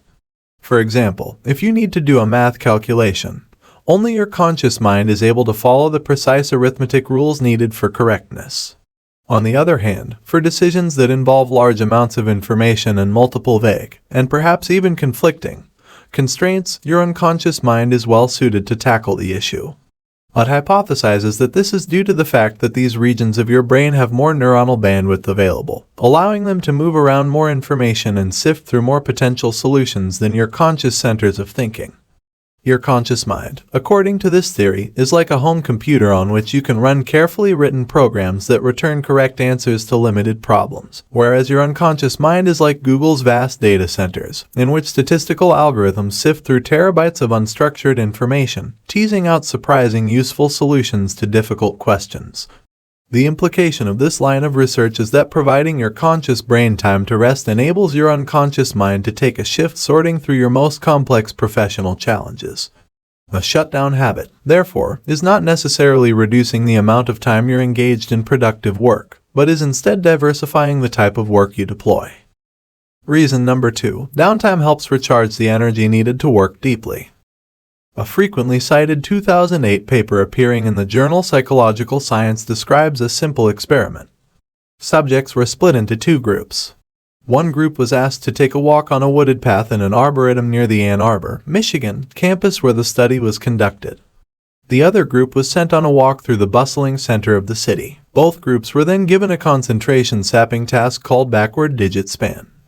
The core finding of the study is that the nature group performed up to 20% better on the task.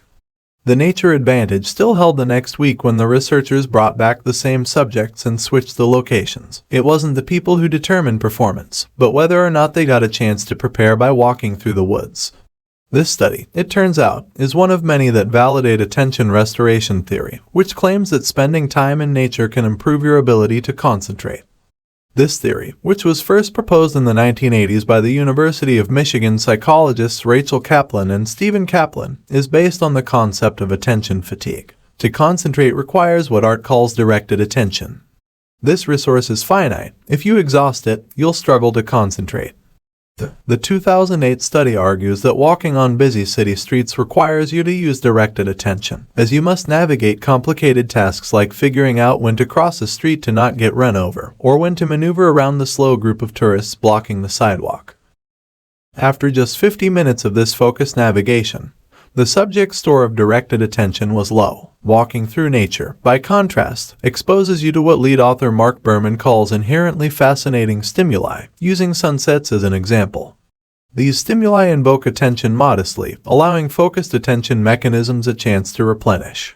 Put another way, when walking through nature, you're freed from having to direct your attention, as there are few challenges to navigate, and experience enough interesting stimuli to keep your mind sufficiently occupied to avoid the need to actively aim your attention.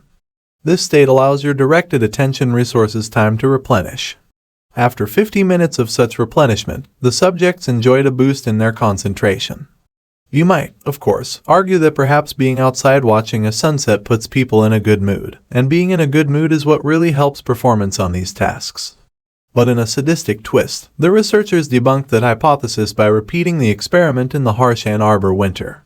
Walking outside in brutal cold conditions didn't put the subjects in a good mood, but they still ended up doing better on concentration tasks. What's important to our purpose is observing that the implications of art expand beyond the benefits of nature. The core mechanism of this theory is the idea that you can restore your ability to direct your attention if you give this activity a rest. Walking in nature provides such a mental respite, but so, too, can any number of relaxing activities so long as they provide similar inherently fascinating stimuli and freedom from directed concentration. Having a casual conversation with a friend, listening to music while making dinner, playing a game with your kids, going for a run. The types of activities that will fill your time in the evening if you enforce a work shutdown play the same attention-restoring role as walking in nature. On the other hand, if you keep interrupting your evening to check and respond to email, or put aside a few hours after dinner to catch up on an approaching deadline, you're robbing your directed attention centers of the uninterrupted rest they need for restoration. Even if these work dashes consume only a small amount of time, they prevent you from reaching the levels of deeper relaxation in which attention restoration can occur. Only the confidence that you're done with work until the next day can convince your brain to downshift to the level where it can begin to recharge for the next day to follow. Put another way, trying to squeeze a little more work out of your evenings might reduce your effectiveness the next day enough that you end up getting less done than if you had instead respected a shutdown. Reason number 3. The work that evening downtime replaces is usually not that important. The final argument for maintaining a clear endpoint to your workday requires us to return briefly to Anders Ericsson, the inventor of deliberate practice theory. As you might recall from Part 1, deliberate practice is the systematic stretching of your ability for a given skill. It is the activity required to get better at something. Deep work and deliberate practice, as I've argued, overlap substantially. For our purposes here, we can use deliberate practice as a general-purpose stand-in for cognitively demanding efforts. In Ericsson's seminal 1993 paper on the topic, titled The Role of Deliberate Practice in the Acquisition of Expert Performance, he dedicates a section to reviewing what the research literature reveals about an individual's capacity for cognitively demanding work. Ericsson notes that for a novice, somewhere around an hour a day of intense concentration seems to be a limit, while for experts this number can expand to as many as 4 hours, but rarely more. One of the studies cited, for example, catalogs the practice habits of a group of elite violin players training at Berlin's Universität der Kunst. This study found the elite players average around 3.5 hours per day in a state of deliberate practice, usually separated into 2 distinct periods. The less accomplished players spent less time in a state of depth. The implication of these results is that your capacity for deep work in a given day is limited. If you're careful about your schedule, you should hit your daily deep work capacity during your workday. It follows, therefore, that by evening, you're beyond the point where you can continue to effectively work deeply. Any work you do fit into the night, therefore, won't be the type of high-value activities that really advance your career. Your efforts will instead likely be confined to low-value shallow tasks. By deferring evening work, in other words, you're not missing out on much of importance. The 3 reasons just described support the general strategy of maintaining a strict endpoint to your workday. Let's conclude by filling in some details concerning implementation. To succeed with this strategy, you must first accept the commitment that once your workday shuts down, you cannot allow even the smallest incursion of professional concerns into your field of attention. This includes, crucially, checking email as well as browsing work-related websites. In both cases, even a brief intrusion of work can generate a self-reinforcing stream of distraction that impedes the shutdown advantages described earlier for a long time to follow. Another key commitment for succeeding with this strategy is to support your commitment to shutting down with a strict shutdown ritual that you use at the end of the workday to maximize the probability that you succeed. In more detail, this ritual should ensure that every incomplete task, goal, or project has been reviewed and that for each you have confirmed that either you have a plan you trust for its completion, or it's captured in a place where it will be revisited when the time is right. The process should be an algorithm, a series of steps you always conduct, one after another. When you're done, have a set phrase you say that indicates completion. This final step sounds cheesy, but it provides a simple cue to your mind that it's safe to release work-related thoughts for the rest of the day. To make this suggestion more concrete, let me walk through the steps of my own shutdown ritual. The first thing I do is take a final look at my email inbox to ensure that there's nothing requiring an urgent response before the day ends. The next thing I do is transfer any new tasks that are on my mind or were scribbled down earlier in the day into my official task lists. Once I have these task lists open, I quickly skim every task in every list, and then look at the next few days on my calendar. These two actions ensure that there's nothing urgent I'm forgetting or any important deadlines or appointments sneaking up on me. I have, at this point, reviewed everything that's on my professional plate. To end the ritual, I use this information to make a rough plan for the next day. Once the plan is created, I say, shutdown complete, and my work thoughts are done for the day. The concept of a shutdown ritual might at first seem extreme, but there's a good reason for it: the Zeigarnik effect. This effect, which is named for the experimental work of the early 20th century psychologist Bluma Zeigarnik, describes the ability of incomplete tasks to dominate our attention. It tells us that if you simply stop whatever you are doing at 5 p.m. and declare, "I'm done with work until tomorrow," you'll likely struggle to keep your mind clear of professional issues, as the many obligations left unresolved in your mind will, as in Bluma Zeigarnik's experiments, keep battling for your attention throughout the evening. At first, this challenge might seem unresolvable. As any busy knowledge worker can attest, there are always tasks left incomplete. The idea that you can ever reach a point where all your obligations are handled is a fantasy. Fortunately, we don't need to complete a task to get it off our minds. Riding to our rescue in this matter is our friend from earlier in the rule, the psychologist Roy Baumeister, who wrote a paper with E.J. Masacampo playfully titled "Consider It Done." In this study, the two researchers began by replicating the Zeigarnik effect in their subjects, but then found that they could significantly reduce the effect's impact by asking the subjects, soon after the interruption, to make a plan for how they would later complete the incomplete task. To quote the paper, committing to a specific plan for a goal may therefore not only facilitate attainment of the goal but may also free cognitive resources for other pursuits. The shutdown ritual described earlier leverages this tactic to battle the Zeigarnik effect. While it doesn't force you to explicitly identify a plan for every single task in your task list, it does force you to capture every task in a common list, and then review these tasks before making a plan for the next day. This ritual ensures that no task will be forgotten. Each will be reviewed daily and tackled when the time is appropriate. Your mind, in other words, is released from its duty to keep track of these obligations at every moment. Your shutdown ritual has taken over that responsibility. Shutdown rituals can become annoying, as they add an extra 10 to 15 minutes to the end of your workday, but they're necessary for reaping the rewards of systematic idleness summarized previously. From my experience, it should take a week or two before the shutdown habit sticks, that is, until your mind trusts your ritual enough to actually begin to release work-related thoughts in the evening. But once it does stick, the ritual will become a permanent fixture in your life, to the point that skipping the routine will fill you with a sense of unease. Decades of work from multiple different subfields within psychology all point toward the conclusion that regularly resting your brain improves the quality of your deep work. When you work, work hard. When you're done, be done. Your average email response time might suffer some, but you'll more than make up for this with the sheer volume of truly important work produced during the day by your refreshed ability to dive deeper than your exhausted peers. Rule number 2. Embrace boredom. To better understand how one masters the art of deep work, I suggest visiting the Nesses Yisroel Synagogue in Spring Valley, New York, at 6 a.m. on a weekday morning. If you do, you'll likely find at least 20 cars in the parking lot. Inside, you'll encounter a couple dozen members of the congregation working over texts. Some might be reading silently, mouthing the words of an ancient language, while others are paired together debating. At one end of the room, a rabbi will be leading a larger group in a discussion. This early morning gathering in Spring Valley represents just a small fraction of the hundreds of thousands of Orthodox Jews who will wake up early that morning, as they do every weekday morning, to practice a central tenet of their faith, to spend time every day studying the complex written traditions of Rabbinic Judaism. I was introduced to this world by Adam Marlin, a member of the Nesses Yisroel congregation and one of the regulars at its morning study group. As Marlin explained to me, his goal with this practice is to decipher one Talmud page each day, often working with a chevruta to push his understanding closer to his cognitive limit.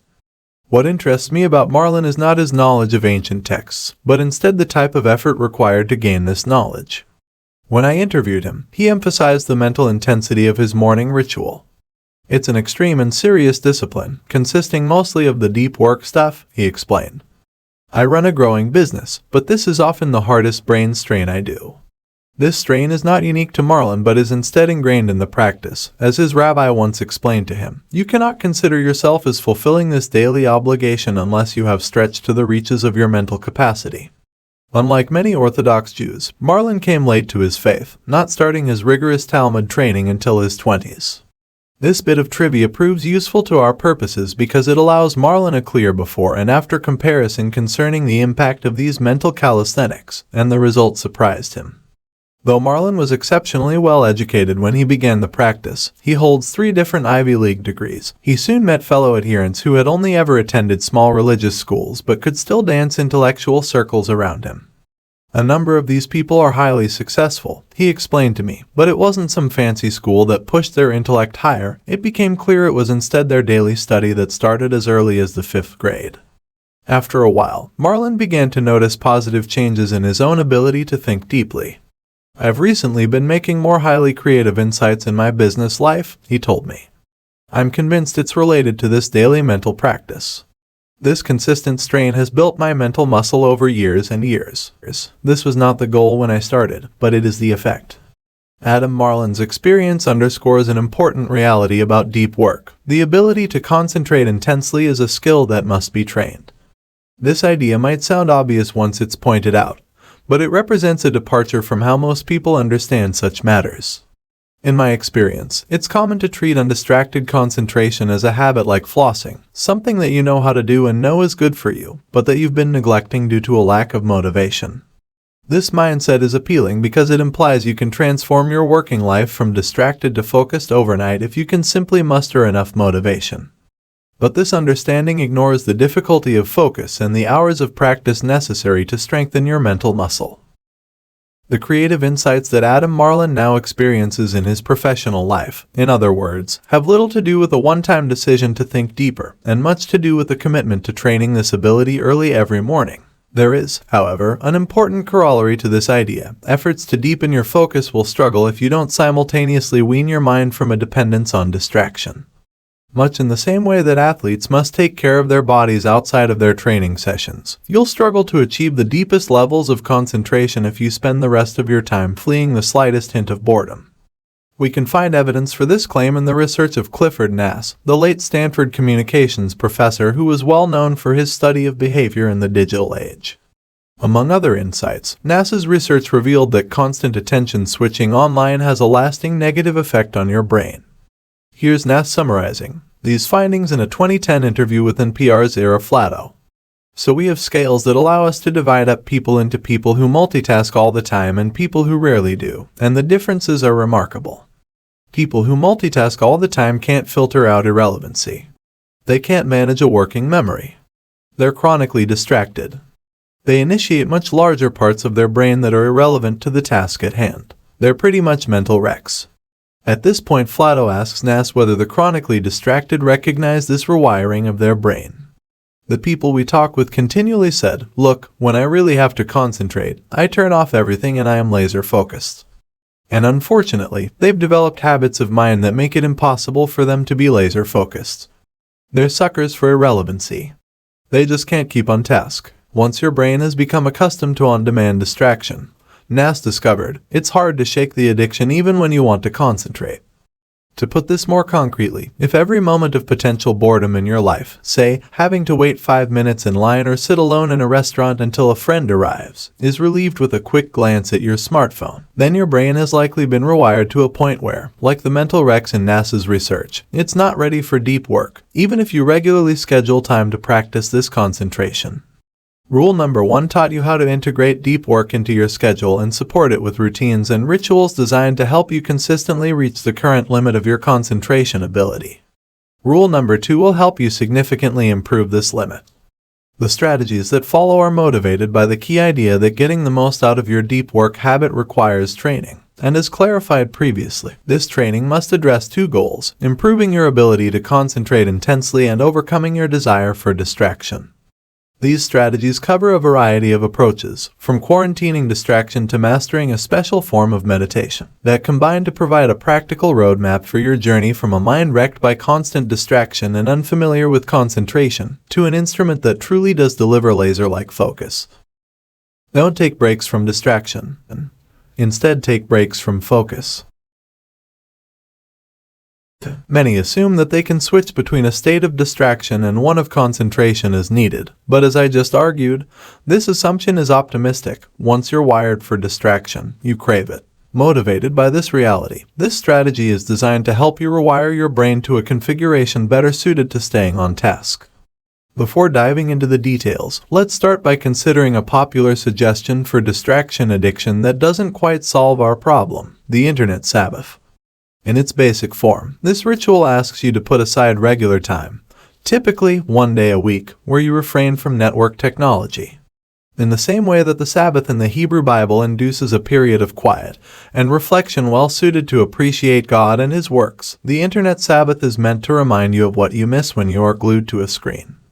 It's unclear who first introduced the Internet Sabbath concept, but credit for popularizing the idea often goes to the journalist William Powers, who promoted the practice in his 2010 reflection on technology and human happiness, Hamlet's Blackberry.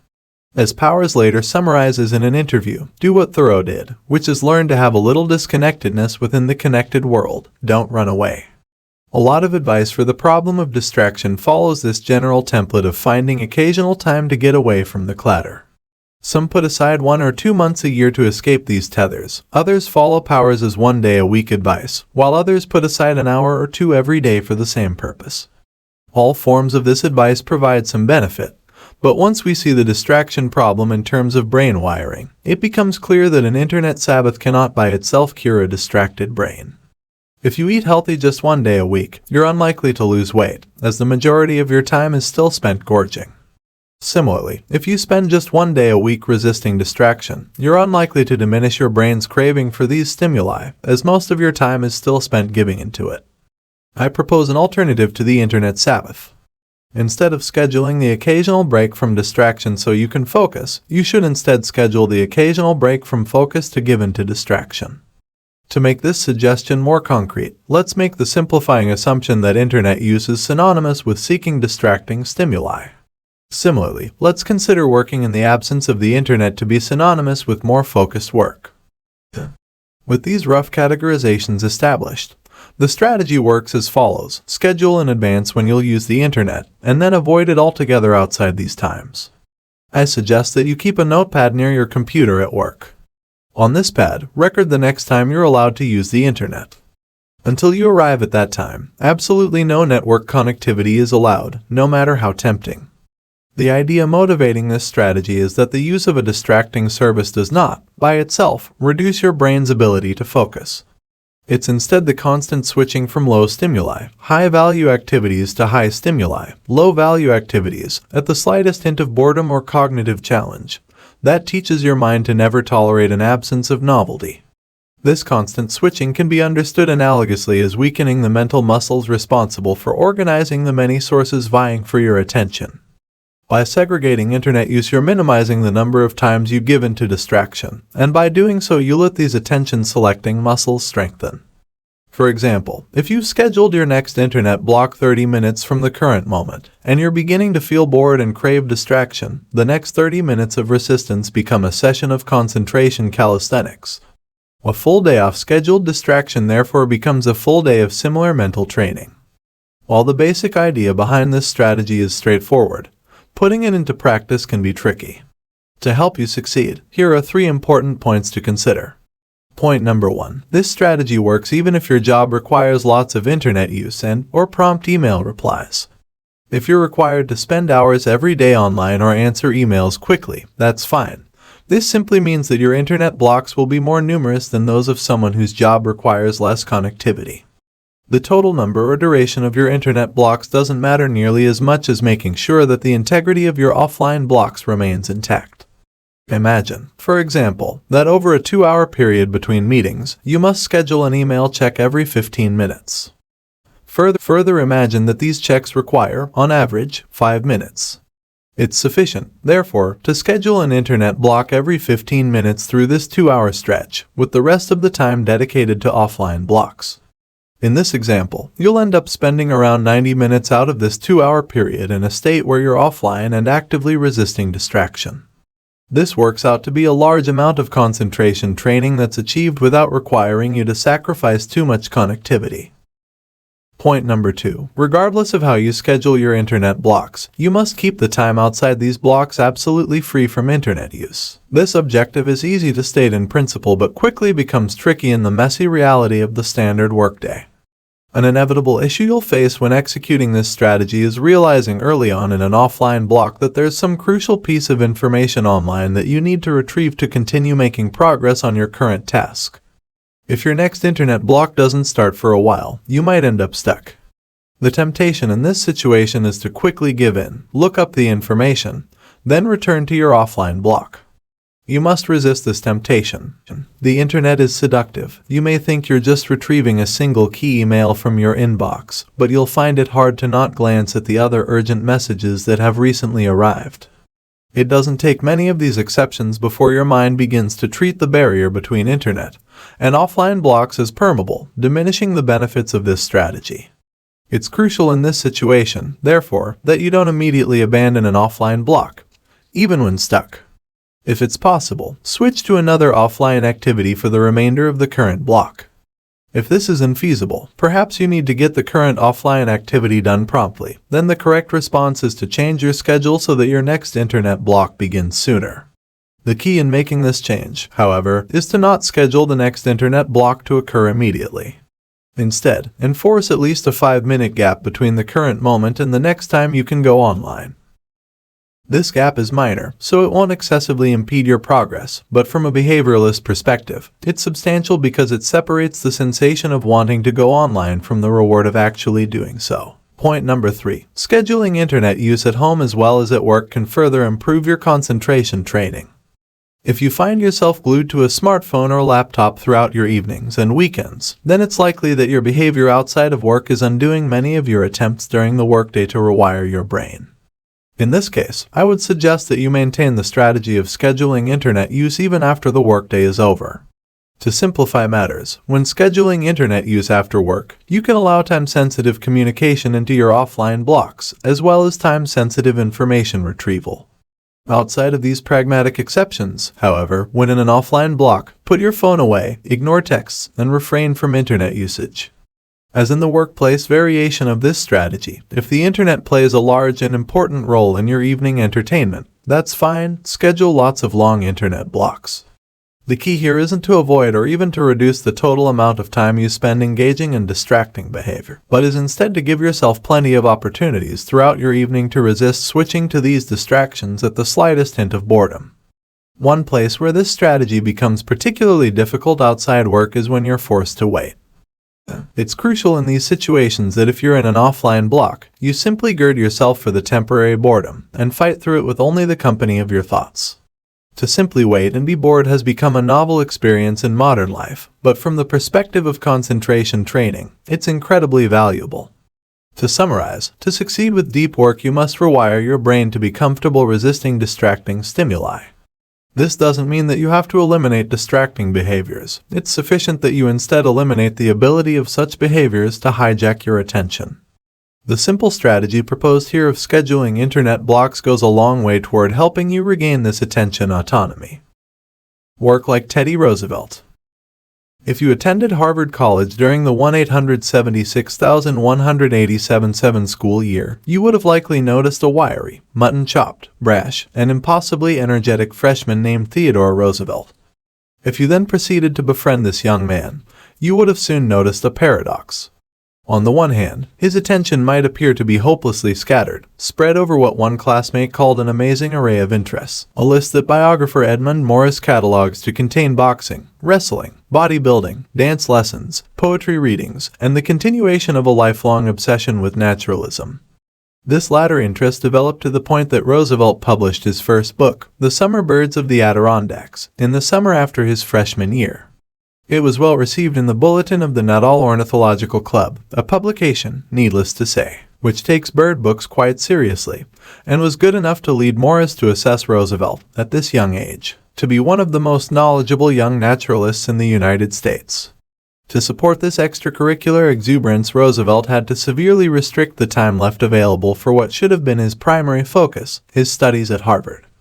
Morris used Roosevelt's diary and letters from this period to estimate that the future president was spending no more than a quarter of the typical day studying. One might expect, therefore, that Roosevelt's grades would crater. But they didn't. He wasn't the top student in his class, but he certainly didn't struggle either. In his freshman year, he earned honor grades in 5 out of his 7 courses. The explanation for this Roosevelt paradox turns out to be his unique approach to tackling this schoolwork.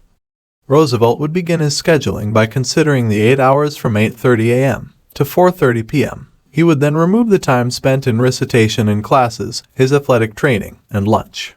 The fragments that remained were then considered time dedicated exclusively to studying.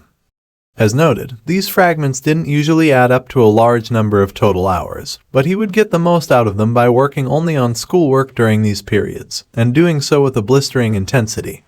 The amount of time he spent at his desk was comparatively small, explained Morris, but his concentration was so intense, and his reading so rapid, that he could afford more time off than most. This strategy asks you to inject the occasional dash of Rooseveltian intensity into your own workday. In particular, identify a deep task that's high on your priority list. Estimate how long you'd normally put aside for an obligation of this type, then give yourself a hard deadline that drastically reduces this time. If possible, commit publicly to the deadline, for example, by telling the person expecting the finished project when they should expect it. If this isn't possible, then motivate yourself by setting a countdown timer on your phone and propping it up where you can't avoid seeing it as you work. At this point, there should be only one possible way to get the deep task done in time. Working with great intensity, no email breaks, no daydreaming, no Facebook browsing, no repeated trips to the coffee machine. Like Roosevelt at Harvard, attack the task with every free neuron until it gives way under your unwavering barrage of concentration. Try this experiment no more than once a week at first, giving your brain practice with intensity, but also giving it time to rest in between. Once you feel confident in your ability to trade concentration for completion time, increase the frequency of these Roosevelt dashes. Remember, however, to always keep your self-imposed deadlines right at the edge of feasibility. You should be able to consistently beat the buzzer, but to do so should require teeth-gritting concentration. The main motivation for this strategy is straightforward. Deep work requires levels of concentration well beyond where most knowledge workers are comfortable.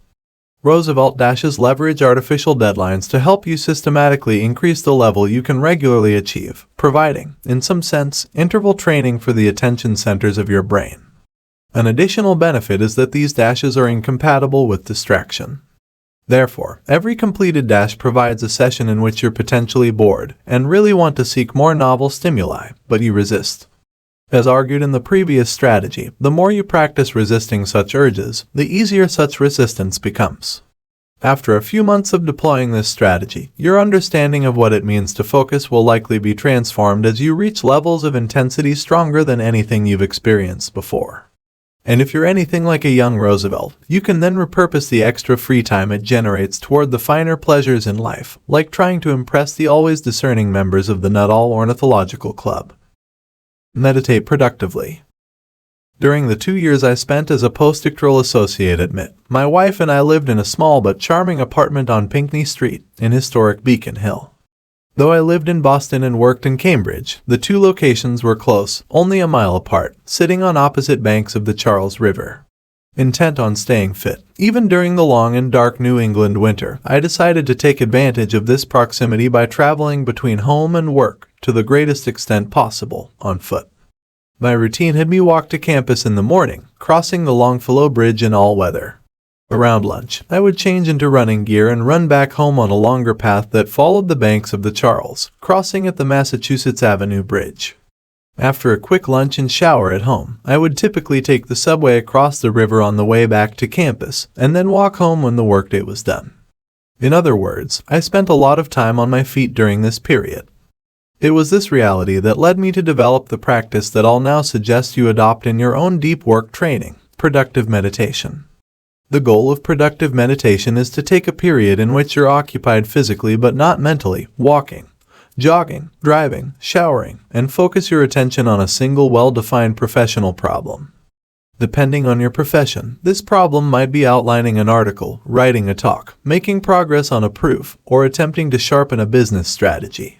As in mindfulness meditation, you must continue to bring your attention back to the problem at hand when it wanders or stalls. I used to practice productive meditation in at least one of my daily cross-river treks while living in Boston, and as I improved, so did my results. I ended up, for example, working out the chapter outlines for a significant portion of my last book while on foot, and made progress on many knotty technical problems in my academic research.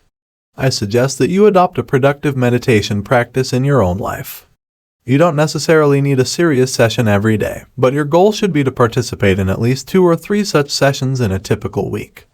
Fortunately, finding time for this strategy is easy, as it takes advantage of periods that would otherwise be wasted, and if done right, can actually increase your professional productivity instead of taking time away from your work. In fact, you might even consider scheduling a walk during your workday specifically for the purpose of applying productive meditation to your most pressing problem at the moment. I'm not, however, suggesting this practice for its productivity benefits. I'm instead interested in its ability to rapidly improve your ability to think deeply. In my experience, productive meditation builds on both of the key ideas introduced at the beginning of this rule. By forcing you to resist distraction and return your attention repeatedly to a well-defined problem, it helps strengthen your distraction-resisting muscles, and by forcing you to push your focus deeper and deeper on a single problem, it sharpens your concentration. To succeed with productive meditation, it's important to recognize that, like any form of meditation, it requires practice to do well. When I first attempted this strategy, back in the early weeks of my postdoc, I found myself hopelessly distracted, ending long stretches of thinking with little new to show for my efforts. It took me a dozen or so sessions before I began to experience real results. You should expect something similar, so patience will be necessary. To help accelerate this ramp-up process, however, I have 2 specific suggestions to offer. Suggestion number 1, be wary of distractions and looping. As a novice, when you begin a productive meditation session, your mind's first act of rebellion will be to offer unrelated but seemingly more interesting thoughts. My mind, for example, was often successful at derailing my attention by beginning to compose an email that I knew I needed to write. Objectively speaking, this train of thought sounds exceedingly dull, but in the moment it can become impossibly tantalizing. When you notice your attention slipping away from the problem at hand, gently remind yourself that you can return to that thought later, then redirect your attention back. Distraction of this type, in many ways, is the obvious enemy to defeat in developing a productive meditation habit. A subtler, but equally effective adversary is looping. When faced with a hard problem, your mind, as it was evolved to do, will attempt to avoid excess expenditure of energy when possible. One way it might attempt to sidestep this expenditure is by avoiding diving deeper into the problem by instead looping over and over again on what you already know about it. For example, when working on a proof, my mind has a tendency to rehash simple preliminary results, again and again, to avoid the harder work of building on these results toward the needed solution. You must be on your guard for looping, as it can quickly subvert an entire productive meditation session. When you notice it, remark to yourself that you seem to be in a loop, then redirect your attention toward the next step. Suggestion number 2, structure your deep thinking. Thinking deeply about a problem seems like a self-evident activity, but in reality it's not. When faced with a distraction-free mental landscape, a hard problem, and time to think, the next steps can become surprisingly non-obvious. In my experience, it helps to have some structure for this deep thinking process. I suggest starting with a careful review of the relevant variables for solving the problem and then storing these values in your working memory. For example, if you're working on the outline for a book chapter, the relevant variables might be the main points you want to make in the chapter. If you're instead trying to solve a mathematics proof, these variables might be actual variables, or assumptions, or lemmas. Once the relevant variables are identified, define the specific next step question you need to answer using these variables. In the book chapter example, this next step question might be, how am I going to effectively open this chapter? And for a proof it might be, what can go wrong if I don't assume this property holds? With the relevant variable stored and the next step question identified, you now have a specific target for your attention. Assuming you're able to solve your next step question, the final step of this structured approach to deep thinking is to consolidate your gains by reviewing clearly the answer you identified. At this point, you can push yourself to the next level of depth by starting the process over. This cycle of reviewing and storing variables, identifying and tackling the next step question, then consolidating your gains is like an intense workout routine for your concentration ability.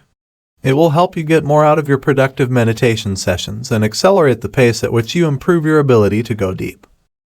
Memorize a deck of cards.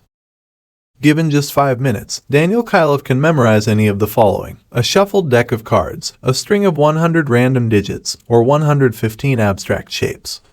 It shouldn't be surprising, therefore, that Kylov recently won back-to-back silver medals in the Australian Memory Championships.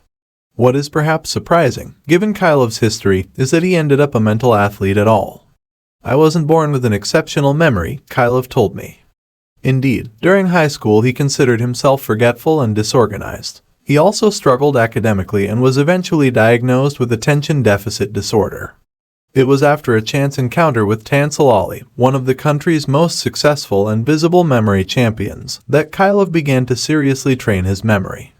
By the time he earned his college degree, he had won his first national competition medal. This transformation into a world-class mental athlete was rapid, but not unprecedented. In 2006, the American science writer Joshua Foer won the USA Memory Championship after only a year of training, a journey he chronicled in his 2011 bestseller, Moonwalking with Einstein. But what's important to us about Kylov's story is what happened to his academic performance during this period of intensive memory development. While training his brain, he went from a struggling student with attention deficit disorder to graduating from a demanding Australian university with first-class honors.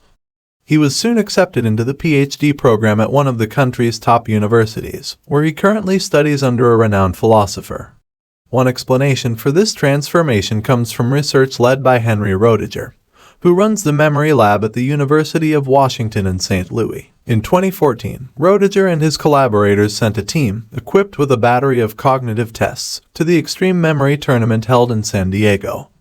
They wanted to understand what differentiated these elite memorizers from the population at large.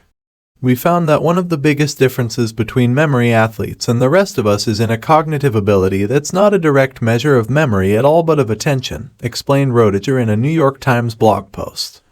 The ability in question is called attentional control, and it measures the subject's ability to maintain their focus on essential information. A side effect of memory training, in other words, is an improvement in your general ability to concentrate. This ability can then be fruitfully applied to any task demanding deep work. Daniel Kylov, we can therefore conjecture, didn't become a star student because of his award-winning memory. It was instead his quest to improve this memory that gave him the deep work edge needed to thrive academically. The strategy described here asks you to replicate a key piece of Kylov's training, and therefore gain some of the same improvements to your concentration. In particular, it asks you to learn a standard but quite impressive skill in the repertoire of most mental athletes, the ability to memorize a shuffled deck of cards. The technique for card memorization I'll teach you comes from someone who knows quite a bit about this particular challenge, Ron White, a former USA Memory Champion and world record holder in card memorization. The first thing White emphasizes is that professional memory athletes never attempt rote memorization, that is, where you simply look at information again and again, repeating it in your head. This approach to retention, though popular among burned-out students, misunderstands how our brains work. We're not wired to quickly internalize abstract information. We are, however, really good at remembering scenes. Think back to a recent memorable event in your life, perhaps attending the opening session of a conference or meeting a friend you haven't seen in a while for a drink. Try to picture the scene as clearly as possible. Most people in this scenario can conjure a surprisingly vivid recollection of the event, even though you made no special effort to remember it at the time. If you systematically counted the unique details in this memory, the total number of items would likely be surprisingly numerous. Your mind, in other words, can quickly retain lots of detailed information if it's stored in the right way. Ron White's card memorization technique builds on this insight. To prepare for this high-volume memorization task, White recommends that you begin by cementing in your mind the mental image of walking through 5 rooms in your home. Perhaps you come in the door, walk through your front hallway, then turn into the downstairs bathroom, walk out the door and enter the guest bedroom, walk into the kitchen, and then head down the stairs into your basement. In each room, conjure a clear image of what you see. Once you can easily recall this mental walkthrough of a well-known location, fix in your mind a collection of 10 items in each of these rooms. White recommends that these items be large, like a desk, not a pencil. Next, establish an order in which you look at each of these items in each room. For example, in the front hallway, you might look at the entry mat, then shoes on the floor by the mat, then the bench above the shoes, and so on. Combine this as only 50 items, so add 2 more items, perhaps in your backyard, to get to the full 52 items you'll later need when connecting these images to all the cards in a standard deck. Practice this mental exercise of walking through the rooms and looking at items in each room in a set order. You should find that this type of memorization, because it's based on visual images of familiar places and things, will be much easier than the rote memorizing you might remember from your school days. The second step in preparing to memorize a deck of cards is to associate a memorable person or thing with each of the 52 possible cards. To make this process easier, try to maintain some logical association between the card and the corresponding image.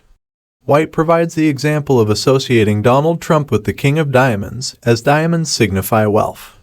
Practice these associations until you can pull a card randomly from the deck and immediately recall the associated image. As before, the use of memorable visual images and associations will simplify the task of forming these connections. The 2 steps mentioned previously are advanced steps, things you do just once and can then leverage again and again in memorizing specific decks. Once these steps are done, you're ready for the main event, memorizing as quickly as possible the order of 52 cards in a freshly shuffled deck. The method here is straightforward. Begin your mental walkthrough of your house. As you encounter each item, look at the next card from the shuffled deck, and imagine the corresponding memorable person or thing doing something memorable near that item. For example, if the first item and location is the mat in your front entry, and the first card is the King of Diamonds, you might picture Donald Trump wiping mud off of his expensive loafers on the entry mat in your front hallway. Proceed carefully through the rooms, associating the proper mental images with objects in the proper order. After you complete a room, you might want to walk through it a few times in a row to lock in the imagery. Once you're done, you're ready to hand the deck to a friend and amaze him by rattling off the cards in order without peeking. To do so, of course, simply requires that you perform the mental walkthrough one more time, connecting each memorable person or thing to its corresponding card as you turn your attention to it. If you practice this technique, you'll discover, like many mental athletes who came before you, that you can eventually internalize a whole deck in just minutes. More important than your ability to impress friends, of course, is the training such activities provide your mind. Proceeding through the steps described earlier requires that you focus your attention, again and again, on a clear target. Like a muscle responding to weights, this will strengthen your general ability to concentrate, allowing you to go deeper with more ease. It's worth emphasizing, however, the obvious point that there's nothing special about card memorization. Any structured thought process that requires unwavering attention can have a similar effect, be it studying the Talmud, like Adam Marlin from Rule Number 2 Seconds Introduction, or practicing productive meditation, or trying to learn the guitar part of a song by ear. If card memorization seems weird to you, in other words, then choose a replacement that makes similar cognitive requirements. The key to this strategy is not the specifics, but instead the motivating idea that your ability to concentrate is only as strong as your commitment to train it. Rule number 3. Quit social media. In 2013, author and digital media consultant Baratun Thurston launched an experiment. He decided to disconnect from his online life for 25 days. No Facebook, no Twitter, no Foursquare, not even email.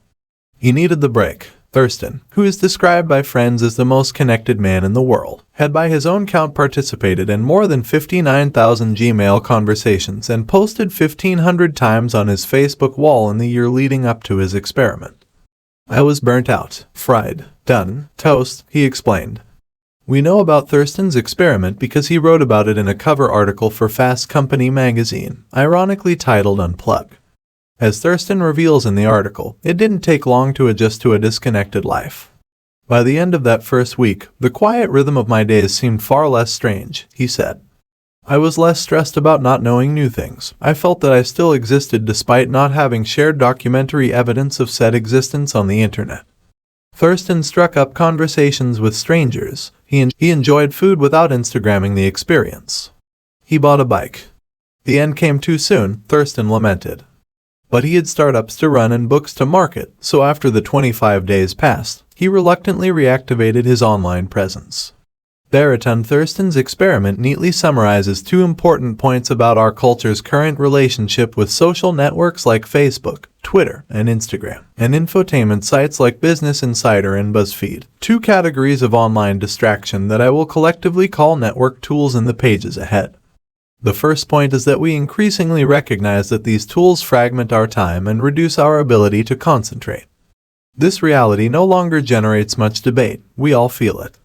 This is a real problem for many different people, but the problem is especially dire if you're attempting to improve your ability to work deeply. In the preceding rule, for example, I described several strategies to help you sharpen your focus. These efforts will become significantly more difficult if you simultaneously behave like a pre-experiment Baraton Thurston, allowing your life outside such training to remain a distracted blur of apps and browser tabs. Willpower is limited, and therefore the more enticing tools you have pulling at your attention, the harder it'll be to maintain focus on something important. To master the art of deep work, therefore, you must take back control of your time and attention from the many diversions that attempt to steal them. Before we begin fighting back against these distractions, however, we must better understand the battlefield. This brings me to the second important point summarized by Baraton Thurston's story, the impotence with which knowledge workers currently discuss this problem of network tools and attention. Overwhelmed by these tools' demands on his time, Thurston felt that his only option was to quit the internet altogether. This idea that a drastic internet sabbatical is the only alternative to the distraction generated by social media and infotainment has increasingly pervaded our cultural conversation. The problem with this binary response to this issue is that these two choices are much too crude to be useful. The notion that you would quit the internet is, of course, an overstuffed straw man, infeasible for most. No one is meant to actually follow Baraton Thurston's lead, and this reality provides justification for remaining with the only offered alternative, accepting our current distracted state as inevitable. For all the insight and clarity that Thurston gained during his internet sabbatical, for example, it didn't take him long once the experiment ended to slide back into the fragmented state where he began. On the day when I first started writing this chapter, which fell only 6 months after Thurston's article originally appeared in Fast Company, the Reformed Connector had already sent a dozen tweets in the few hours since he woke up. This rule attempts to break us out of this rut by proposing a third option, accepting that these tools are not inherently evil, and that some of them might be quite vital to your success and happiness, but at the same time also accepting that the threshold for allowing a site regular access to your time and attention should be much more stringent, and that most people should therefore be using many fewer such tools. I won't ask you, in other words, to quit the internet altogether like Baraton Thurston did for 25 days back in 2013. But I will ask you to reject the state of distracted hyperconnectedness that drove him to that drastic experiment in the first place.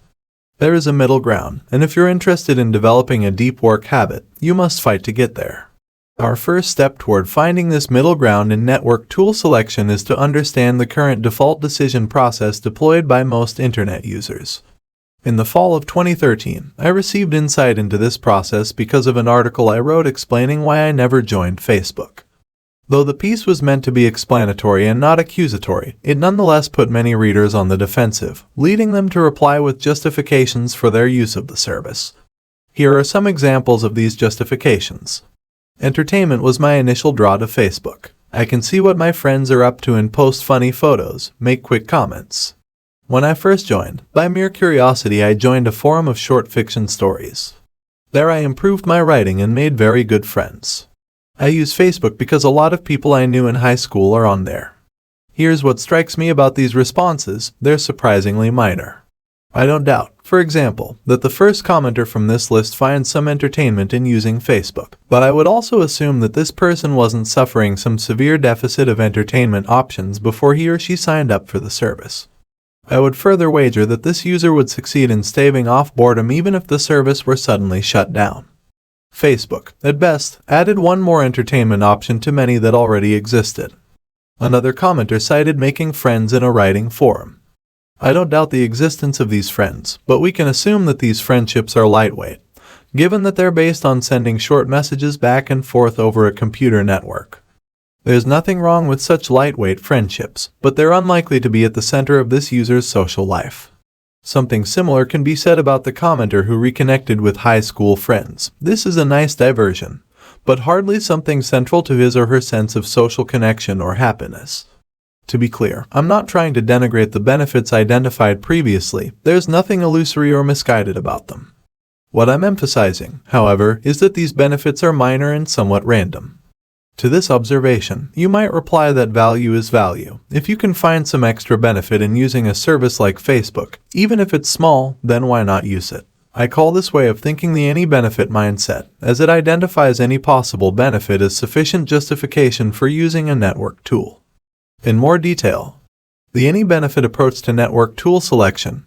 You're justified in using a network tool if you can identify any possible benefit to its use or anything you might possibly miss out on if you don't use it. The problem with this approach, of course, is that it ignores all the negatives that come along with the tools in question.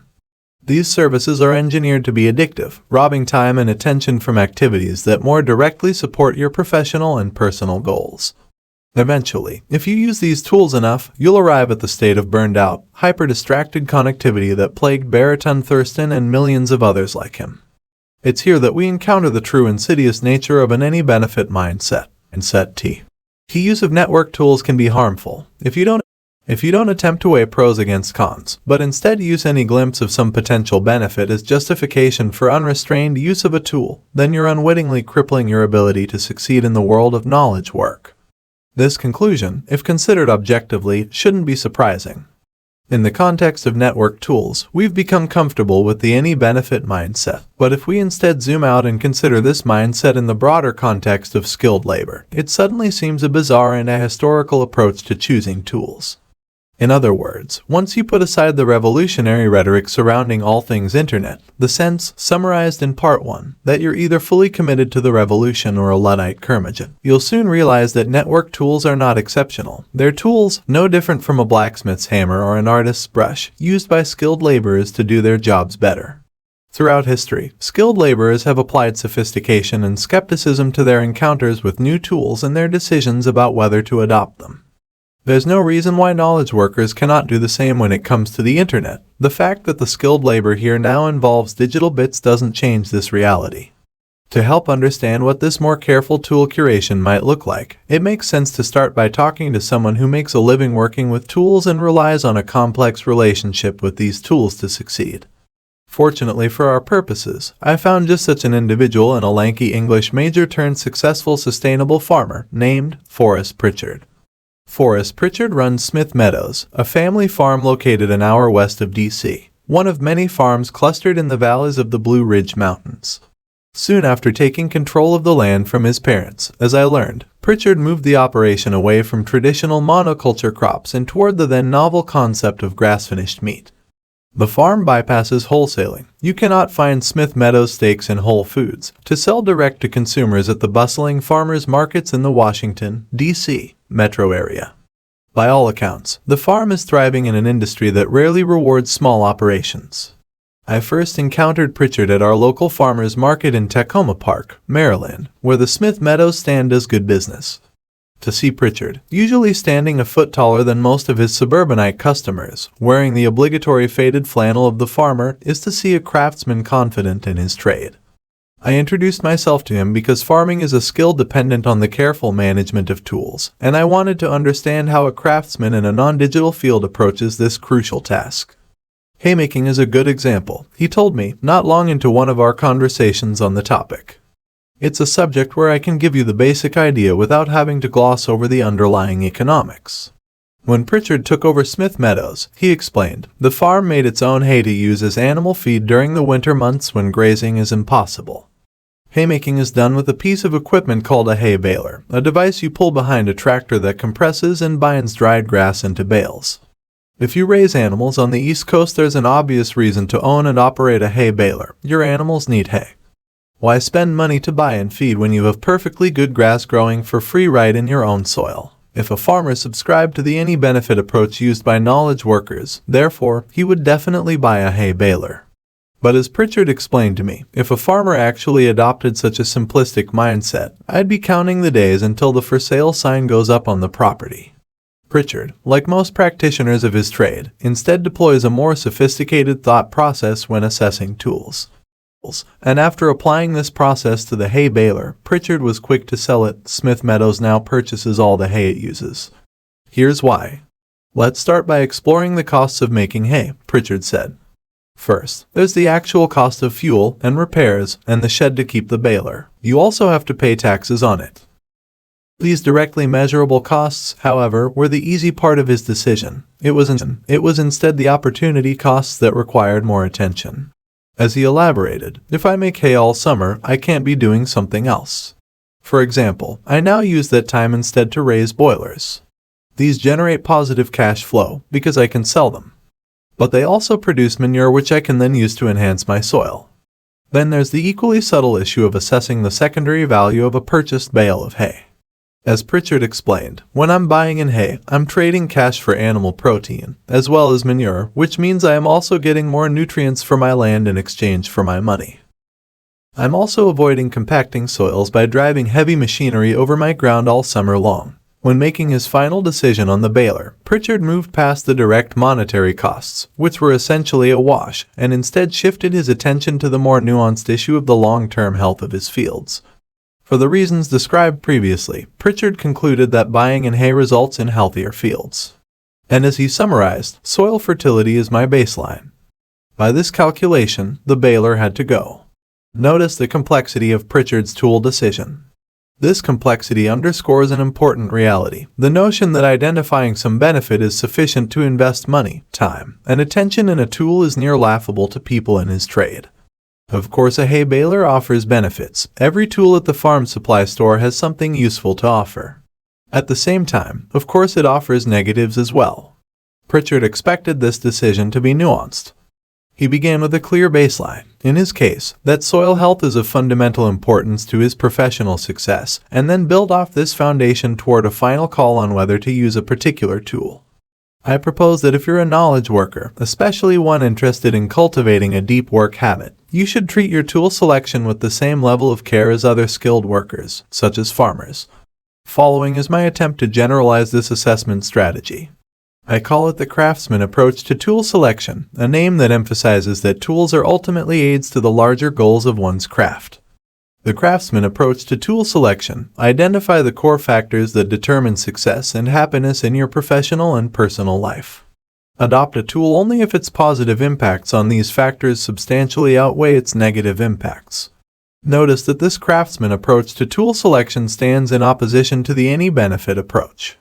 Whereas the any benefit mindset identifies any potential positive impact as justification for using a tool, the craftsman variant requires that these positive impacts affect factors at the core of what's important to you and that they outweigh the negatives.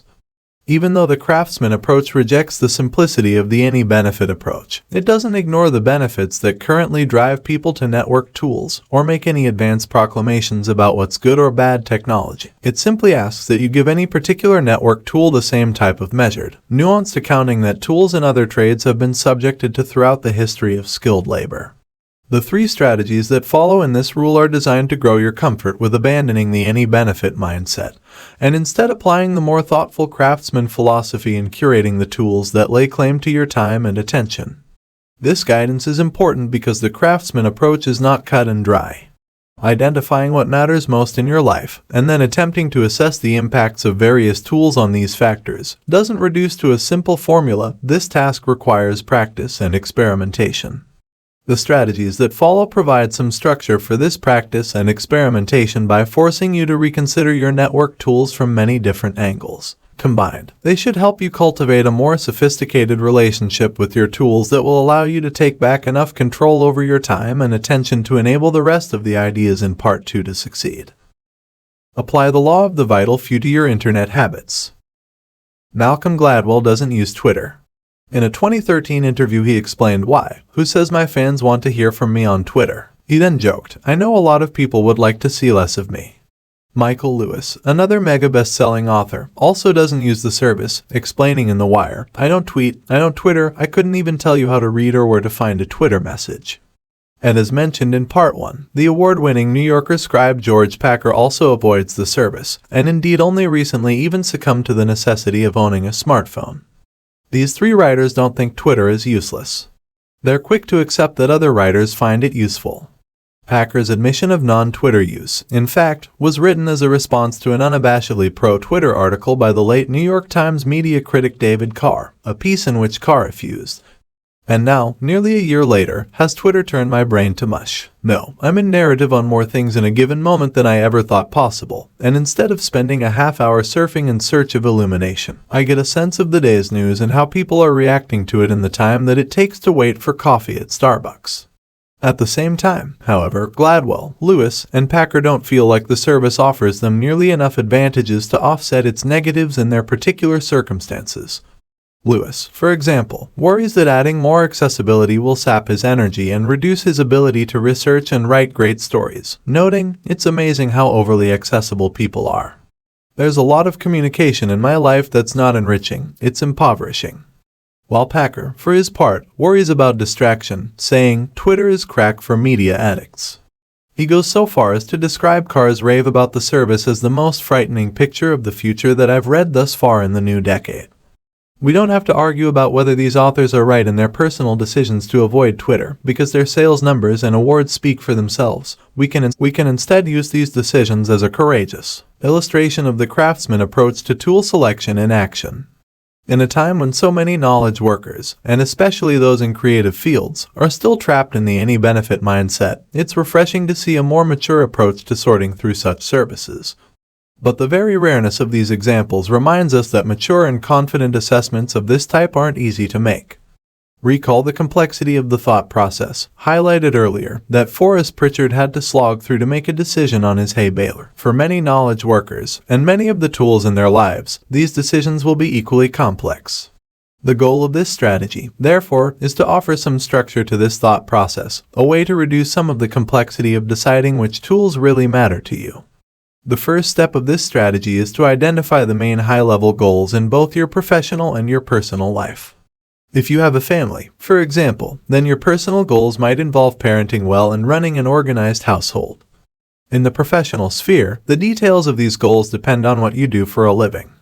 In my own work as a professor, for example, I pursue two important goals, one centered on being an effective teacher in the classroom and effective mentor to my graduate students, and another centered on being an effective researcher.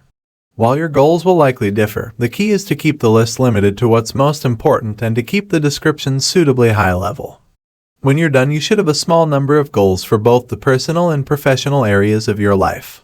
Once you've identified these goals, list for each the 2 or 3 most important activities that help you satisfy the goal. These activities should be specific enough to allow you to clearly picture doing them.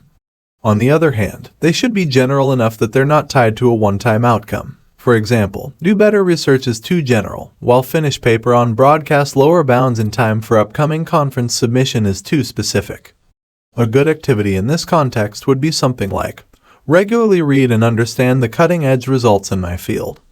The next step in this strategy is to consider the network tools you currently use. For each such tool, go through the key activities you identified and ask whether the use of the tool has a substantially positive impact, a substantially negative impact, or little impact on your regular and successful participation in the activity. Now comes the important decision. Keep using this tool only if you concluded that it has substantial positive impacts, and that these outweigh the negative impacts. To help illustrate this strategy in action, let's consider a case study. For the purposes of this example, assume that Michael Lewis, if asked, would have produced the following goal and corresponding important activities for his writing career. Professional goal: to craft well-written, narrative-driven stories that change the way people understand the world. Key activities supporting this goal: research patiently and deeply. Write carefully and with purpose. Now imagine that Lewis was using this goal to determine whether or not to use Twitter. Our strategy requires him to investigate Twitter's impact on the key activities he listed that support his goal. There's no convincing way to argue that Twitter would make Lewis substantially better at either of these activities. Deep research for Lewis, I assume, requires him to spend weeks and months getting to know a small number of sources, and careful writing, of course, requires freedom from distraction. In both cases, Twitter at best has no real impact, and at worst could be substantially negative, depending on Lewis's susceptibility to the service's addictive attributes. The conclusion would therefore be that Lewis shouldn't use Twitter. You might argue at this point that confining our example to this single goal is artificial, as it ignores the areas where a service like Twitter has its best chance of contributing. For writers, in particular, Twitter is often presented as a tool to establish connections with your audience that ultimately lead to more sales. For a writer like Michael Lewis, however, marketing doesn't likely merit its own goal when he assesses what's important in his professional life. This follows because his reputation guarantees that he will receive massive coverage in massively influential media channels if the book is really good. His focus, therefore, is much more productively applied to the goal of writing the best possible book than instead trying to squeeze out a few extra sales through inefficient author-driven means. In other words, the question is not whether Twitter has some conceivable benefit to Lewis, it's instead whether Twitter use significantly and positively affects the most important activities in his professional life. What about a less famous writer? In this case, book marketing might play a more primary role in his or her goals. But when forced to identify the 2 or 3 most important activities supporting this goal, it's unlikely that the type of lightweight one-on-one contact enabled by Twitter would make the list. This is the result of simple math. Imagine that our hypothetical author diligently sends 10 individualized tweets a day, 5 days a week, each of which connects one-on-one with a new potential reader. Now imagine that 50% of the people contacted in this manner become loyal fans who will definitely buy the author's next book. Over the 2-year period it might take to write this book, this yields 2,000 sales, a modest boost at best in a marketplace where bestseller status requires 2 or 3 times more sales per week. The question once again is not whether Twitter offers some benefits, but instead whether it offers enough benefits to offset its drag on your time and attention. Having seen an example of this approach applied to a professional context, let's next consider the potentially more disruptive setting of personal goals.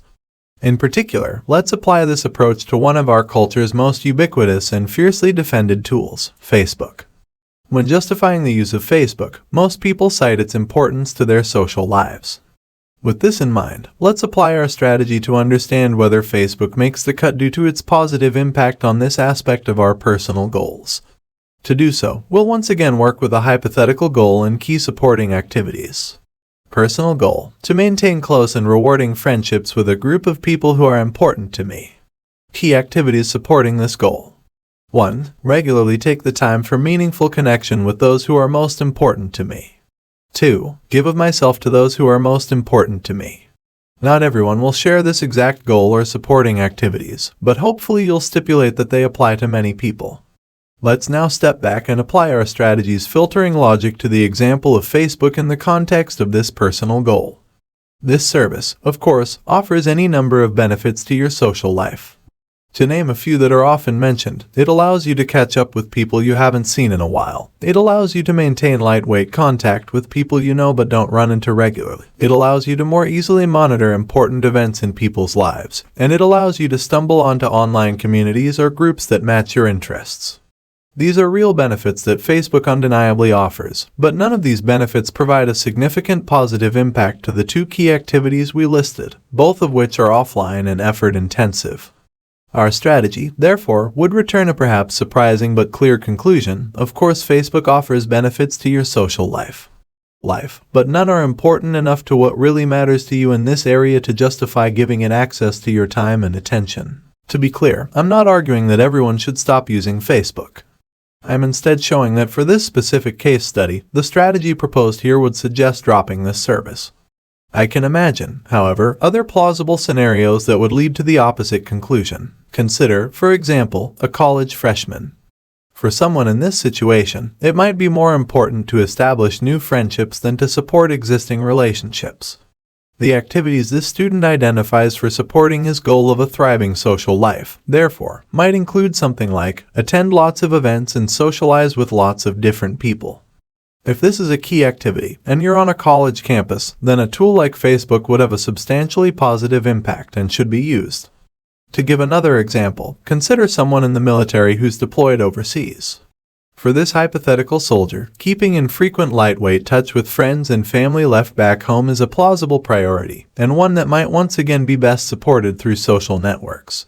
What should be clear from these examples is that this strategy, if applied as described, will lead many people who currently use tools like Facebook or Twitter to abandon them, but not everyone. You might, at this point, complain about the arbitrariness of allowing only a small number of activities to dominate your decisions about such tools. As we established previously, for example, Facebook has many benefits to your social life. Why would one abandon it just because it doesn't happen to help the small number of activities that we judged most important? What's key to understand here, however, is that this radical reduction of priorities is not arbitrary, but is instead motivated by an idea that has arisen repeatedly in any number of different fields, from client profitability to social equality to prevention of crashes in computer programs. The law of the vital few. In many settings, 80% of a given effect is due to just 20% of the possible causes. For example, it might be the case that 80% of a business's profits come from just 20% of its clients, 80% of a nation's wealth is held by its richest 20% of citizens, or 80% of computer software crashes come from just 20% of the identified bugs. There's a formal mathematical underpinning to this phenomenon, but it's probably most useful when applied heuristically as a reminder that, in many cases, contributions to an outcome are not evenly distributed. Moving forward, let's assume that this law holds for the important goals in your life. As we noted, many different activities can contribute to your achieving these goals. The law of the vital few, however, reminds us that the most important 20% or so of these activities provide the bulk of the benefit. Assuming that you could probably list somewhere between 10 and 15 distinct and potentially beneficial activities for each of your life goals. This law says that it's the top 2 or 3 such activities, the number that this strategy asks you to focus on, that make most of the difference in whether or not you succeed with the goal. Even if you accept this result, however, you still might argue that you shouldn't ignore the other 80% of possible beneficial activities. It's true that these less important activities don't contribute nearly as much to your goal as your top 1 or 2, but they can provide some benefit, so why not keep them in the mix? As long as you don't ignore the more important activities, it seems like it can't hurt to also support some of the less important alternatives. This argument, however, misses the key point that all activities, regardless of their importance, consume your same limited store of time and attention. If you service low-impact activities, therefore, you're taking away time you could be spending on higher-impact activities. It's a zero-sum game.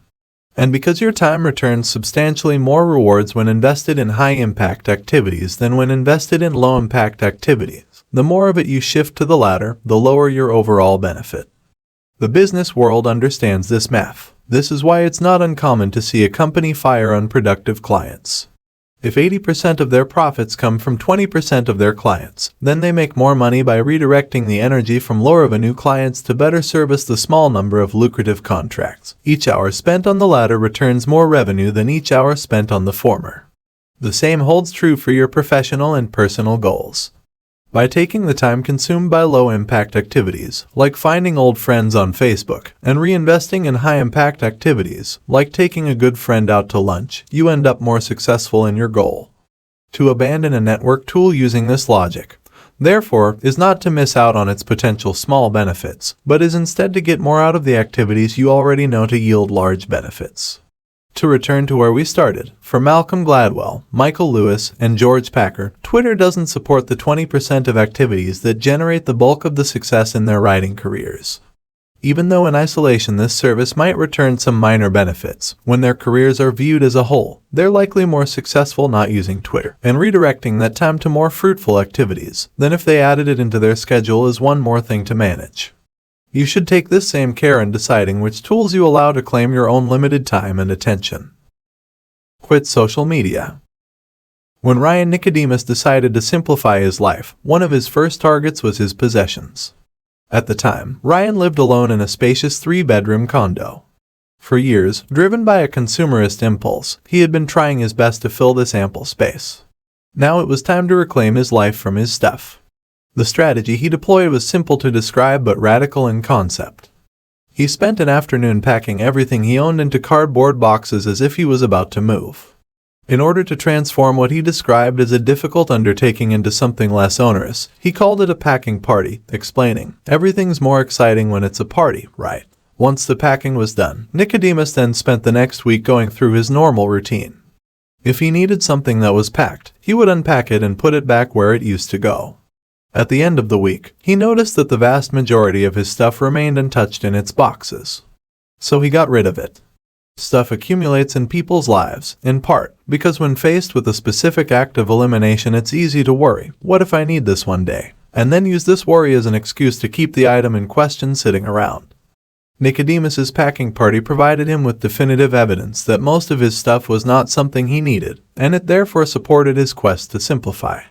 The last strategy provided a systematic method to help you begin sorting through the network tools that currently lay claim to your time and attention. This strategy offers you a different but complementary approach to these same issues, and it's inspired by Ryan Nicodemus's approach to getting rid of his useless stuff. In more detail, this strategy asks that you perform the equivalent of a packing party on the social media services that you currently use. Instead of packing, however, you'll instead ban yourself from using them for 30 days. All of them. Facebook, Instagram, Google+, Twitter, Snapchat, Vine, or whatever other services have risen to popularity since I first wrote these words. Don't formally deactivate these services, and don't mention online that you'll be signing off. Just stop using them, cold turkey. If someone reaches out to you by other means and asks why your activity on a particular service has fallen off, you can explain. But don't go out of your way to tell people. After 30 days of this self-imposed network isolation, ask yourself the following 2 questions about each of the services you temporarily quit. 1. Would the last 30 days have been notably better if I had been able to use this service? 2. Did people care that I wasn't using this service? If your answer is no to both questions, quit the service permanently. If your answer was a clear yes, then return to using the service. If your answers are qualified or ambiguous, it's up to you whether you return to the service, though I would encourage you to lean toward quitting. This strategy picks specifically on social media because among the different network tools that can claim your time and attention, these services, if used without limit, can be particularly devastating to your quest to work deeper. They offer personalized information arriving on an unpredictable intermittent schedule, making them massively addictive and therefore capable of severely damaging your attempts to schedule and succeed with any act of concentration. Given these dangers, you might expect that more knowledge workers would avoid these tools altogether, especially those like computer programmers or writers whose livelihood explicitly depends on the outcome of deep work. But part of what makes social media insidious is that the companies that profit from your attention have succeeded with a masterful marketing coup, convincing our culture that if you don't use their products, you might miss out. This fear that you might miss out has obvious parallels to Nicodemus's fear that the voluminous stuff in his closets might one day prove useful, which is why I'm suggesting a corrective strategy that parallels his packing party. By spending a month without these services, you can replace your fear that you might miss out on events, on conversations, on shared cultural experience, with a dose of reality. For most people, this reality will confirm something that seems obvious only once you've done the hard work of freeing yourself from the marketing messages surrounding these tools. They're not really all that important in your life. The reason why I ask you to not announce your 30-day experiment is because for some people another part of the delusion that binds them to social media is the idea that people want to hear what you have to say, and that they might be disappointed if you suddenly leave them bereft of your commentary. I'm being somewhat facetious here in my wording, but this underlying sentiment is nonetheless common and important to tackle. As of this writing, for example, the average number of followers for a Twitter user is 208. When you know that more than 200 people volunteered to hear what you have to say, it's easy to begin to believe that your activities on these services are important. Speaking from experience as someone who makes a living trying to sell my ideas to people, this is a powerfully addictive feeling. But here's the reality of audiences in a social media era. Before these services existed, building an audience of any size beyond your immediate friends and family required hard, competitive work. In the early 2000s, for example, anyone could start a blog, but to gain even just a handful of unique visitors per month required that you actually put in the work to deliver information that's valuable enough to capture someone's attention. I know this difficulty well. My first blog was started in the fall of 2003. It was called, cleverly enough, Inspiring Moniker. I used it to muse on my life as a 21-year-old college student. There were, I'm embarrassed to admit, long stretches where no one read it. As I learned in the decade that followed, a period in which I patiently and painstakingly built an audience for my current blog, study hacks, from a handful of readers to hundreds of thousands per month, is that earning people's attention online is hard work. Except now it's not. Part of what fueled social media's rapid ascent, I contend, is its ability to short-circuit this connection between the hard work of producing real value and the positive reward of having people pay attention to you. It has instead replaced this timeless capitalist exchange with a shallow collectivist alternative. I'll pay attention to what you say if you pay attention to what I say, regardless of its value. A blog or magazine or television program that contained the content that typically populates a Facebook wall or Twitter feed, for example, would attract, on average, no audience. But when captured within the social conventions of these services, that same content will attract attention in the form of likes and comments. The implicit agreement motivating this behavior is that in return for receiving attention from your friends and followers, you'll return the favor by lavishing attention on them. You like my status update and I'll like yours. This agreement gives everyone a simulacrum of importance without requiring much effort in return. By dropping off these services without notice, you can test the reality of your status as a content producer. For most people and most services, the news might be sobering. No one outside your closest friends and family will likely even notice you've signed off. I recognize that I come across as curmudgeonly when talking about this issue. Is there any other way to tackle it? But it's important to discuss because this quest for self-importance plays an important role in convincing people to continue to thoughtlessly fragment their time and attention. For some people, of course, this 30-day experiment will be difficult and generate lots of issues. If you're a college student or online personality, for example, the abstention will complicate your life and will be noted. But for most, I suspect, the net result of this experiment, if not a massive overhaul in your internet habits, will be a more grounded view of the role social media plays in your daily existence. These services aren't necessarily, as advertised, the lifeblood of our modern connected world. They're just products, developed by private companies, funded lavishly, marketed carefully, and designed ultimately to capture then sell your personal information and attention to advertisers. They can be fun, but in the scheme of your life and what you want to accomplish, they're a lightweight whimsy, one unimportant distraction among many threatening to derail you from something deeper. Or maybe social media tools are at the core of your existence. You won't know either way until you sample life without them. Don't use the internet to entertain yourself. Arnold Bennett was an English writer born near the turn of the 20th century, a tumultuous time for his home country's economy. The Industrial Revolution, which had been roaring for decades by this point, had wrenched enough surplus capital from the empire's resources to generate a new class, the white-collar worker. It was now possible to have a job in which you spent a set number of hours a week in an office, and in exchange received a steady salary sufficient to support a household. Such a lifestyle is blandly familiar in our current age, but to Bennett and his contemporaries it was novel and in many ways distressing. Chief among Bennett's concerns was that members of this new class were missing out on the opportunities it presented to live a full life. Take the case of a Londoner who works in an office, whose office hours are from 10 to 6, and who spends 50 minutes morning and night in traveling between his house door and his office door. Bennett writes in his 1910 self-help classic, How to Live on 24 Hours a Day. This hypothetical London salaryman, he notes, has a little more than 16 hours left in the day beyond these work-related hours. To Bennett, this is a lot of time, but most people in this situation tragically don't realize its potential. The great and profound mistake which my typical man makes in regard to his day, he elaborates, is that even though he doesn't particularly enjoy his work, he persists in looking upon those hours from 10 to 6 as the day, to which the 10 hours preceding them and the 6 hours following them are nothing but a prologue and epilogue.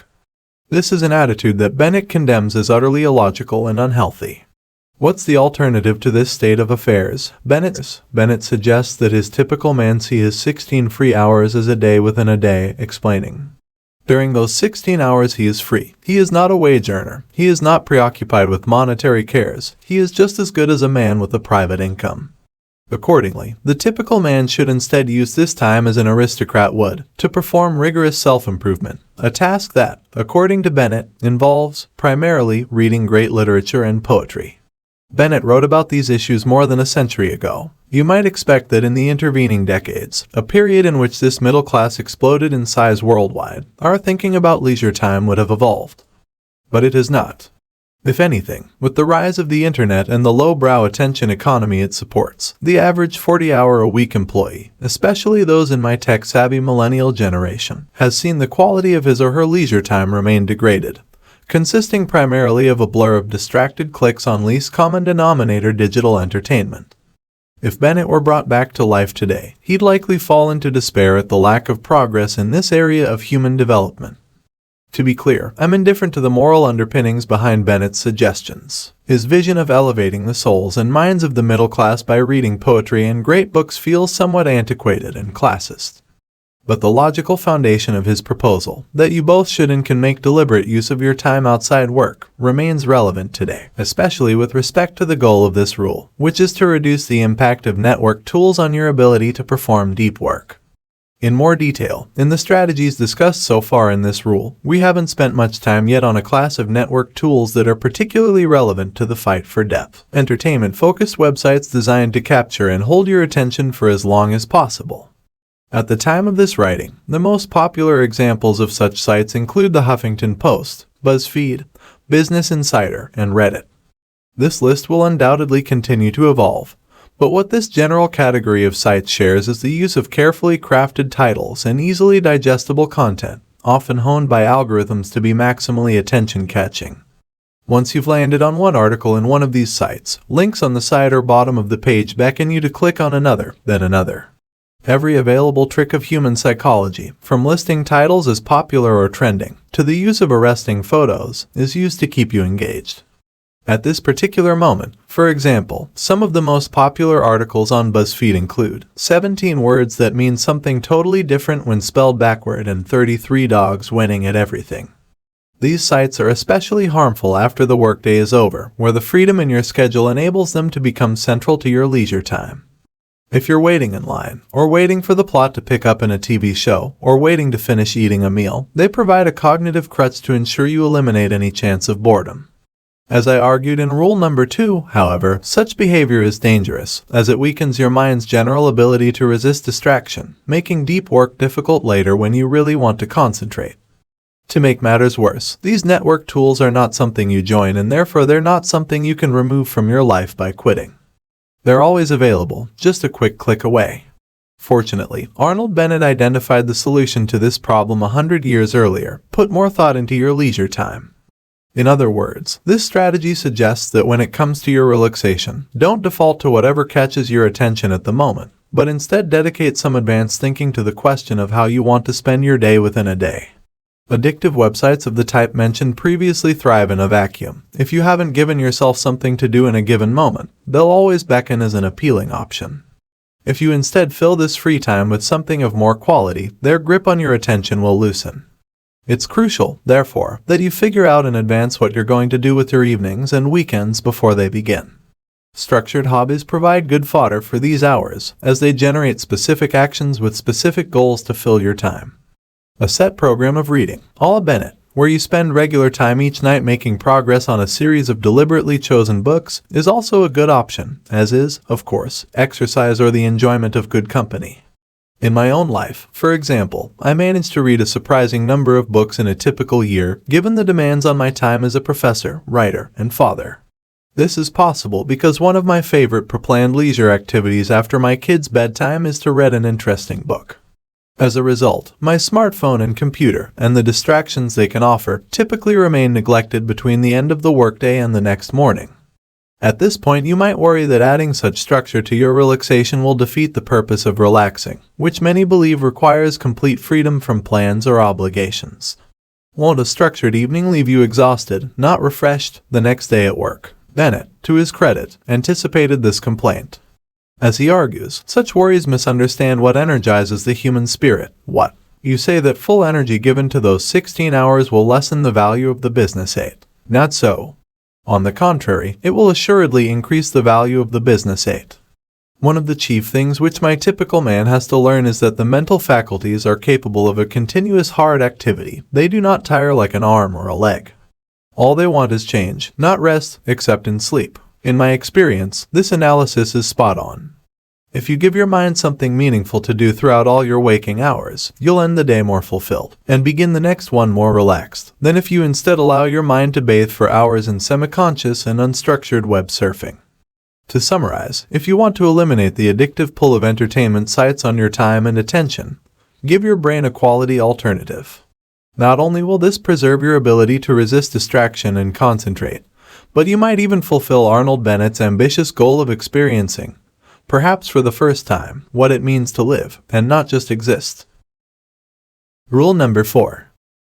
Drain the shallows. In the summer of 2007, the software company 37 Signals launched an experiment. They shortened their work week from 5 days to 4. Their employees seemed to accomplish the same amount of work with one less day, so they made this change permanent. Every year, from May through October, 37 Signals employees work only Monday to Thursday. As company co-founder Jason Fried quipped in a blog post about the decision, people should enjoy the weather in the summer. It didn't take long before the grumbles began in the business press. A few months after Fried announced his company's decision to make 4-day weeks permanent, journalist Tara Weiss wrote a critical piece for Forbes titled "Why a 4-Day Work Week Doesn't Work." She summarized her problem with this strategy as follows. Packing 40 hours into 4 days isn't necessarily an efficient way to work. Many people find that 8 hours are tough enough. Requiring them to stay for an extra 2 could cause morale and productivity to decrease. Fried was quick to respond. In a blog post titled "Forbes Misses the Point of the 4-Day Work Week," he begins by agreeing with Weiss's premise that it would be stressful for employees to cram 40 hours of effort into 4 days. But, as he clarifies, that's not what he's suggesting. The point of the 4-day work week is about doing less work, he writes. It's not about 4 10-hour days. It's about 4 normalish 8-hour days. This might seem confusing at first. Fried earlier claimed that his employees get just as much done in 4 days as in 5 days. Now, however, he's claiming that his employees are working fewer hours. How can both be true? The difference, it turns out, concerns the role of shallow work. As Fried expands, very few people work even 8 hours a day. You're lucky if you get a few good hours in between all the meetings, interruptions, web surfing, office politics, and personal business that permeate the typical workday. Fewer official working hours help squeeze the fat out of the typical workweek.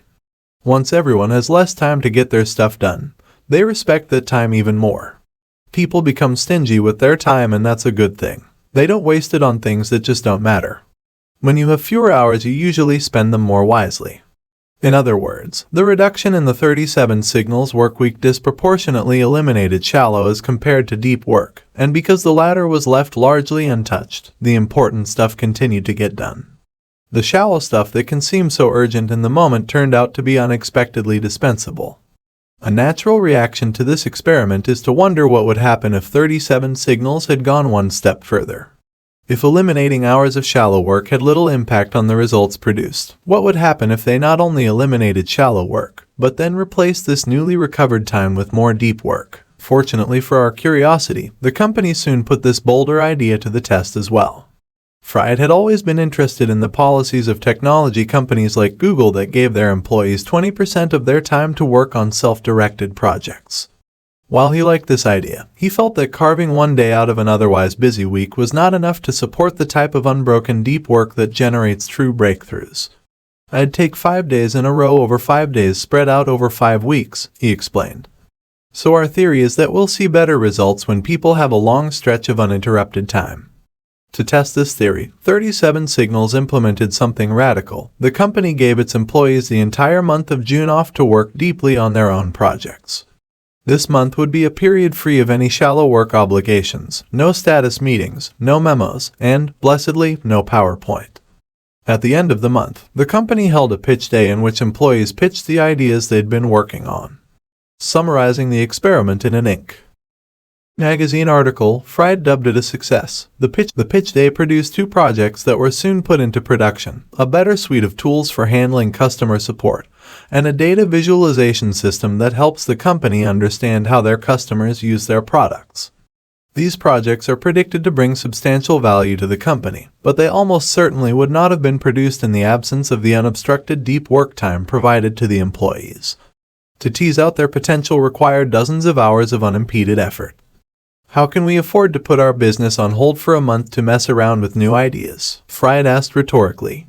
How can we afford not to? 37 Signals experiments highlight an important reality. The shallow work that increasingly dominates the time and attention of knowledge workers is less vital than it often seems in the moment.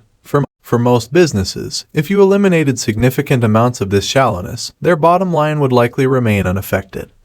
And as Jason Fried discovered, if you not only eliminate shallow work, but also replace this recovered time with more of the deep alternative, not only will the business continue to function, it can become more successful. This rule asks you to apply these insights to your personal work life. The strategies that follow are designed to help you ruthlessly identify the shallowness in your current schedule, then cull it down to minimum levels, leaving more time for the deep efforts that ultimately matter most. Before diving into the details of these strategies, however, we should first confront the reality that there's a limit to this anti-shallow thinking. The value of deep work vastly outweighs the value of shallow, but this doesn't mean that you must quixotically pursue a schedule in which all of your time is invested in depth. For one thing, a non-trivial amount of shallow work is needed to maintain most knowledge work jobs. You might be able to avoid checking your email every 10 minutes, but you won't likely last long if you never respond to important messages. In this sense, we should see the goal of this rule as taming shallow work's footprint in your schedule, not eliminating it. Then there's the issue of cognitive capacity. Deep work is exhausting because it pushes you toward the limit of your abilities.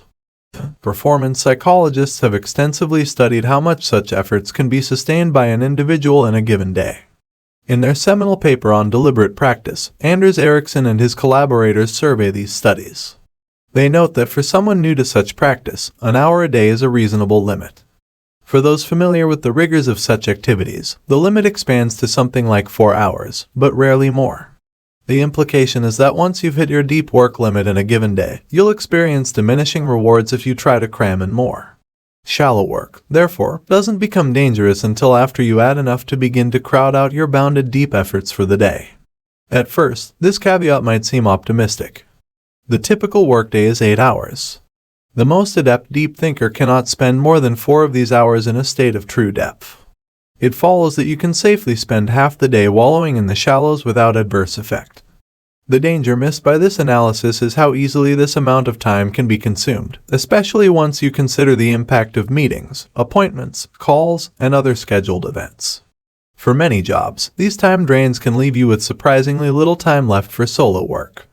My job as a professor, for example, is traditionally less plagued by such commitments, but even so, they often take large chunks out of my time, especially during the academic year. Turning to a random day in my calendar from the previous semester, for example, I see I had a meeting from 11 to 12, another from 1 to 2:30, and a class to teach from 3 to 5. My 8-hour workday in this example is already reduced by 4 hours. Even if I squeezed all remaining shallow work into a single half hour, I'd still fall short of the goal of 4 hours of daily deep work. Put another way, even though we're not capable of spending a full day in a state of blissful depth, this reality shouldn't reduce the urgency of reducing shallow work, as the typical knowledge workday is more easily fragmented than many suspect. To summarize, I'm asking you to treat shallow work with suspicion because its damage is often vastly underestimated and its importance vastly overestimated. This type of work is inevitable, but you must keep it confined to a point where it doesn't impede your ability to take full advantage of the deeper efforts that ultimately determine your impact. The strategies that follow will help you act on this reality. Schedule every minute of your day. If you're between the ages of 25 and 34 years old and live in Britain, you likely watch more television than you realize. In 2013, the British TV Licensing Authority surveyed television watchers about their habits. The 25 to 34-year-olds taking the survey estimated that they spend somewhere between 15 and 16 hours per week watching TV. This sounds like a lot, but it's actually a significant underestimate. We know this because when it comes to television watching habits, we have access to the ground truth. The broadcaster's audience research board places meters in a representative sample of households. These meters record, without bias or wishful thinking, exactly how much people actually watch. The 25 to 34-year-olds who thought they watched 15 hours a week, it turns out, watch more like 28 hours. This bad estimate of time usage is not unique to British television watching. When you consider different groups self-estimating different behaviors, similar gaps stubbornly remain. In a Wall Street Journal article on the topic, business writer Laura Vanderkam pointed out several more such examples. A survey by the National Sleep Foundation revealed that Americans think they're sleeping, on average, somewhere around 7 hours a night. The American Time Use Survey, which is people actually measure their sleep, corrected this number to 8.6 hours. Another study found that people who claimed to work 60 to 64 hours per week were actually averaging more like 44 hours per week, while those claiming to work more than 75 hours were actually working less than 55. These examples underscore an important point. We spend much of our day on autopilot, not giving much thought to what we're doing with our time. This is a problem. It's difficult to prevent the trivial from creeping into every corner of your schedule if you don't face, without flinching, your current balance between deep and shallow work, and then adopt the habit of pausing before action and asking, what makes the most sense right now? The strategy described in the following paragraphs is designed to force you into these behaviors. It's an idea that might seem extreme at first but will soon prove indispensable in your quest to take full advantage of the value of deep work. Schedule every minute of your day. Here's my suggestion. At the beginning of each workday, turn to a new page of lined paper and a notebook you dedicate to this purpose. Down the left-hand side of the page, mark every other line with an hour of the day, covering the full set of hours you typically work. Now comes the important part. Divide the hours of your workday into blocks and assign activities to the blocks. For example, you might block off 9 a.m. to 11 a.m. for writing a client's press release. To do so, actually draw a box that covers the lines corresponding to these hours, then write press release inside the box. Not every block need be dedicated to a work task. There might be time blocks for lunch or relaxation breaks. To keep things reasonably clean, the minimum length of a block should be 30 minutes. This means, for example, that instead of having a unique small box for each small task on your plate for the day, respond to boss's email, submit reimbursement form, ask Carl about report, you can batch similar things into more generic task blocks. You might find it useful, in this case, to draw a line from a task block to the open right-hand side of the page where you can list out the full set of small tasks you plan to accomplish in that block. When you're done scheduling your day, every minute should be part of a block. You have, in effect, given every minute of your workday a job. Now as you go through your day, use this schedule to guide you. It's here, of course, that most people will begin to run into trouble. Two things can go wrong with your schedule once the day progresses. The first is that your estimates will prove wrong. You might put aside 2 hours for writing a press release, for example, and in reality it takes 2.5 hours. The second problem is that you'll be interrupted and new obligations will unexpectedly appear on your plate. These events will also break your schedule. This is okay. If your schedule is disrupted, you should, at the next available moment, take a few minutes to create a revised schedule for the time that remains in the day. You can turn to a new page. You can erase and redraw blocks. Or do as I do, cross out the blocks for the remainder of the day and create new blocks to the right of the old ones on the page. On some days, you might rewrite your schedule half a dozen times. Don't despair if this happens. Your goal is not to stick to a given schedule at all costs. It's instead to maintain, at all times, a thoughtful say in what you're doing with your time going forward, even if these decisions are reworked again and again as the day unfolds. If you find that schedule revisions become overwhelming in their frequency, there are a few tactics that can inject some more stability. First, you should recognize that almost definitely you're going to underestimate at first how much time you require for most things. When people are new to this habit, they tend to use their schedule as an incarnation of wishful thinking, a best-case scenario for their day.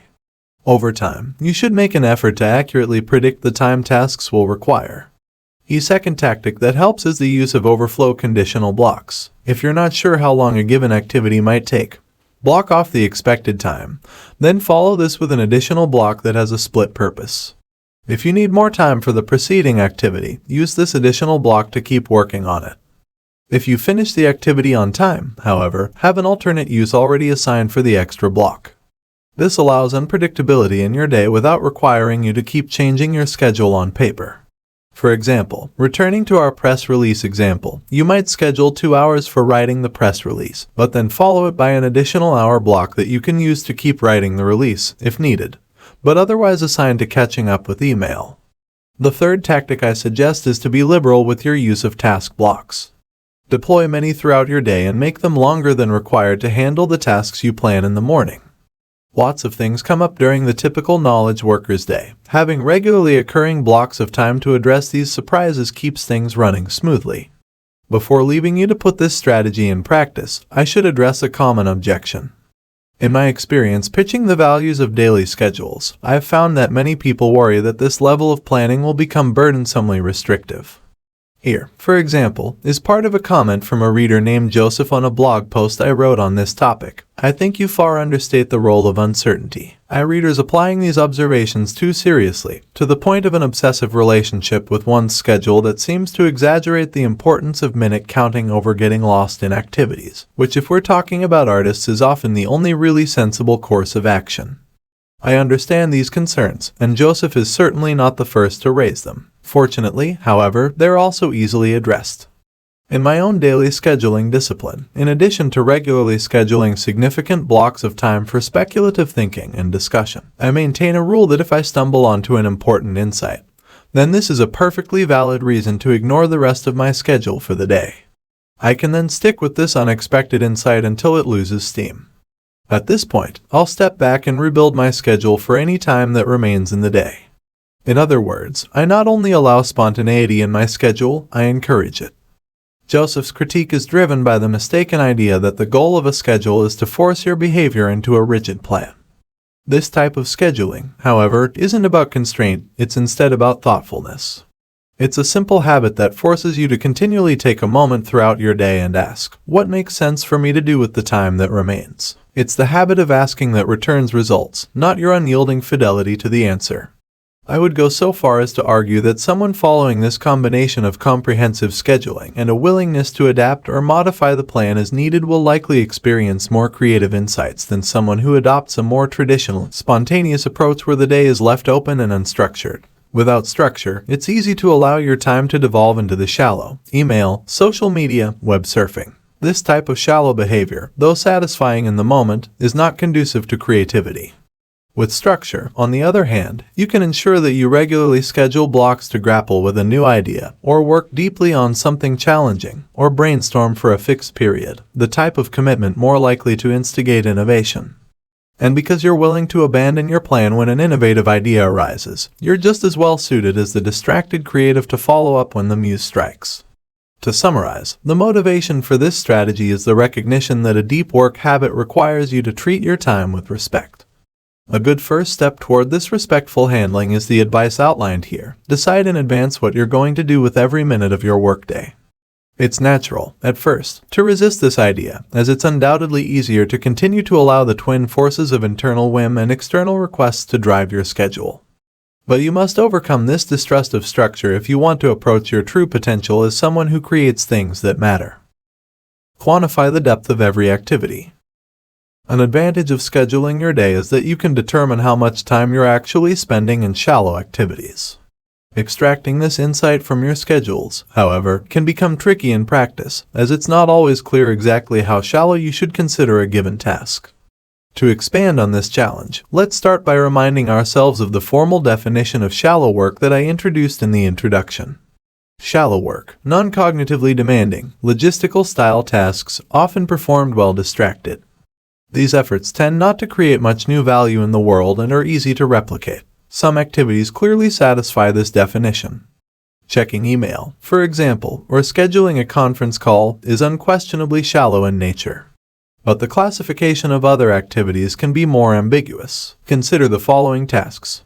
Example number 1. Editing a draft of an academic article that you and a collaborator will soon submit to a journal. Example number 2. Building a PowerPoint presentation about this quarter's sales figures. Example number 3. Attending a meeting to discuss the current status of an important project and to agree on the next steps. It's not obvious at first how to categorize these examples.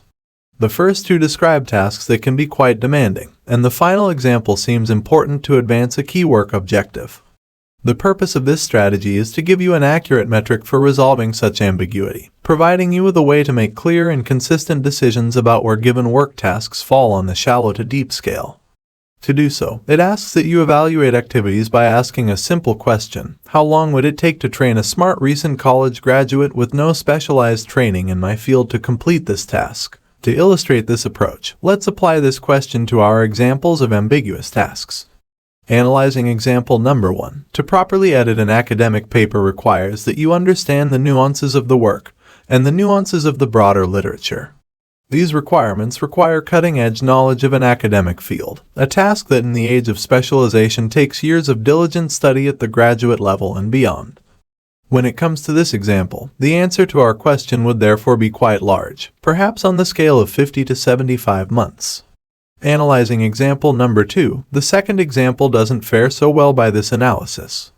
To create a PowerPoint presentation that describes your quarterly sales requires 3 things. First, knowledge of how to make a PowerPoint presentation. Second, an understanding of the standard format of these quarterly performance presentations within your organization. And third, an understanding of what sales metrics your organization tracks and how to convert them into the right graphs.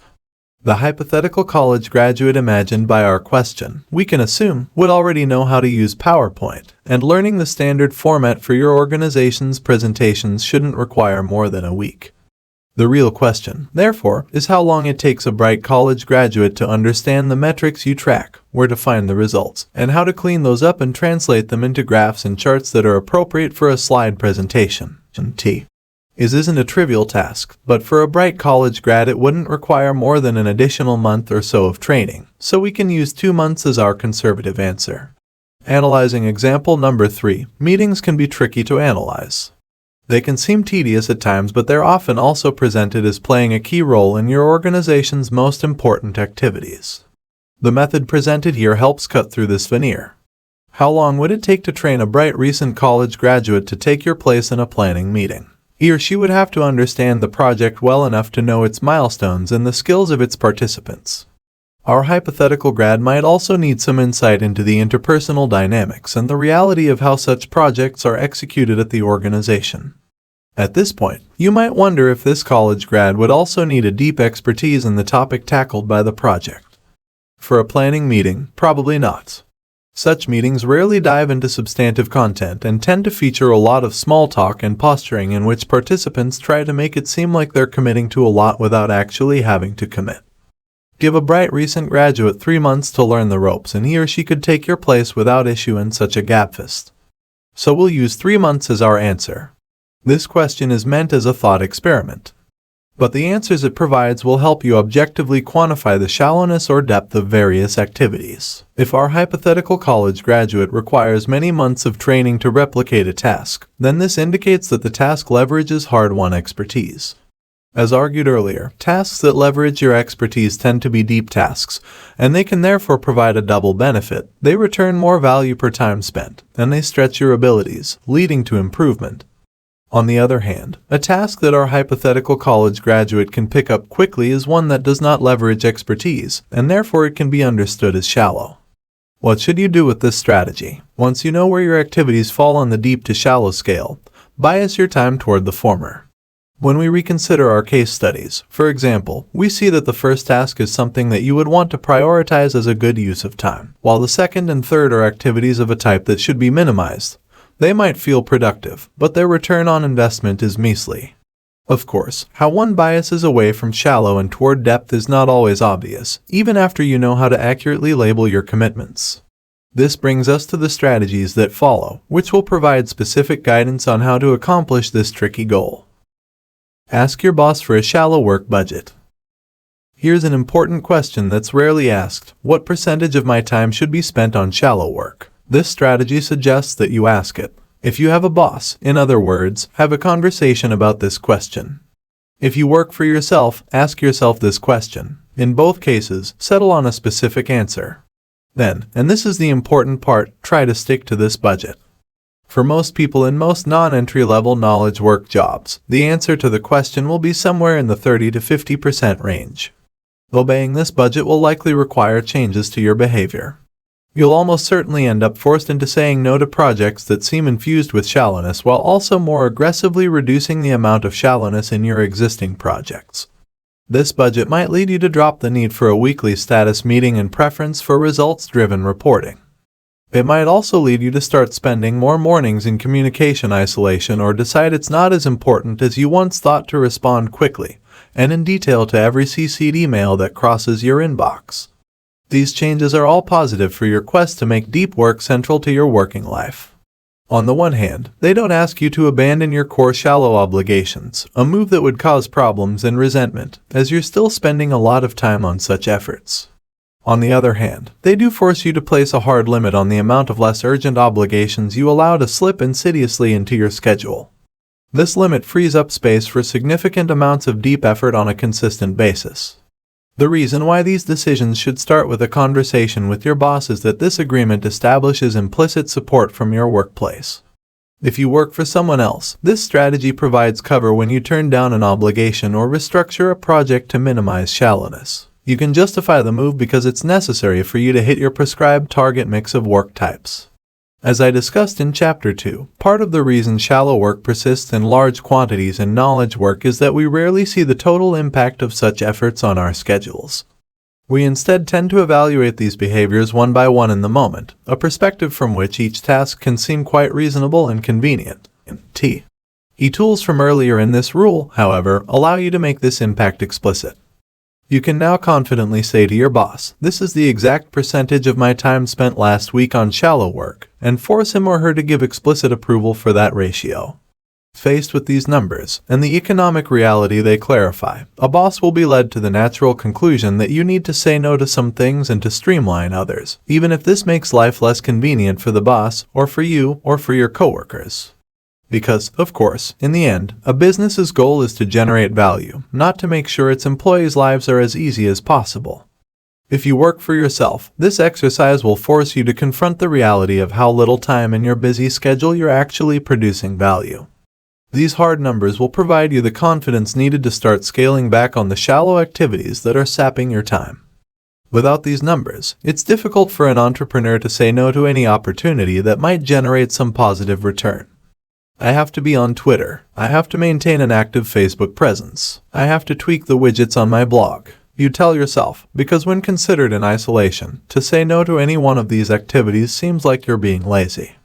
By instead picking and sticking with a shallow to deep ratio, you can replace this guilt-driven unconditional acceptance with the more healthy habit of trying to get the most out of the time you put aside for shallow work, but keeping these efforts constrained to a small enough fraction of your time and attention to enable the deep work that ultimately drives your business forward. Of course, there's always the possibility that when you ask this question the answer is stark. No boss will explicitly answer, 100% of your time should be shallow. But a boss might reply, in so many words, as much shallow work as is needed for you to promptly do whatever we need from you at the moment. In this case, the answer is still useful, as it tells you that this isn't a job that supports deep work, and a job that doesn't support deep work is not a job that can help you succeed in our current information economy. Why? You should, in this case, thank the boss for the feedback, and then promptly start planning how you can transition into a new position that values depth. Finish your work by 5:30. In the 7 days preceding my first writing these words, I participated in 65 different email conversations. Among these 65 conversations, I sent exactly 5 emails after 5:30 p.m. The immediate story told by these statistics is that, with few exceptions, I don't send emails after 5:30. But given how intertwined mail has become with work in general, there's a more surprising reality hinted by this behavior. I don't work after 5:30 p.m. I call this commitment fixed schedule productivity, as I fix the firm goal of not working past a certain time, then work backward to find productivity strategies that allow me to satisfy this declaration. I have practiced fixed schedule productivity happily for more than half a decade now, and it's been crucial to my efforts to build a productive professional life centered on deep work. In the pages ahead, I will try to convince you to adopt this strategy as well. Let me start my pitch for fixed schedule productivity by first noting that, according to conventional wisdom, in the academic world I inhabit this tactic should fail. Professors, especially junior professors, are notorious for adopting grueling schedules that extend into the night and through weekends.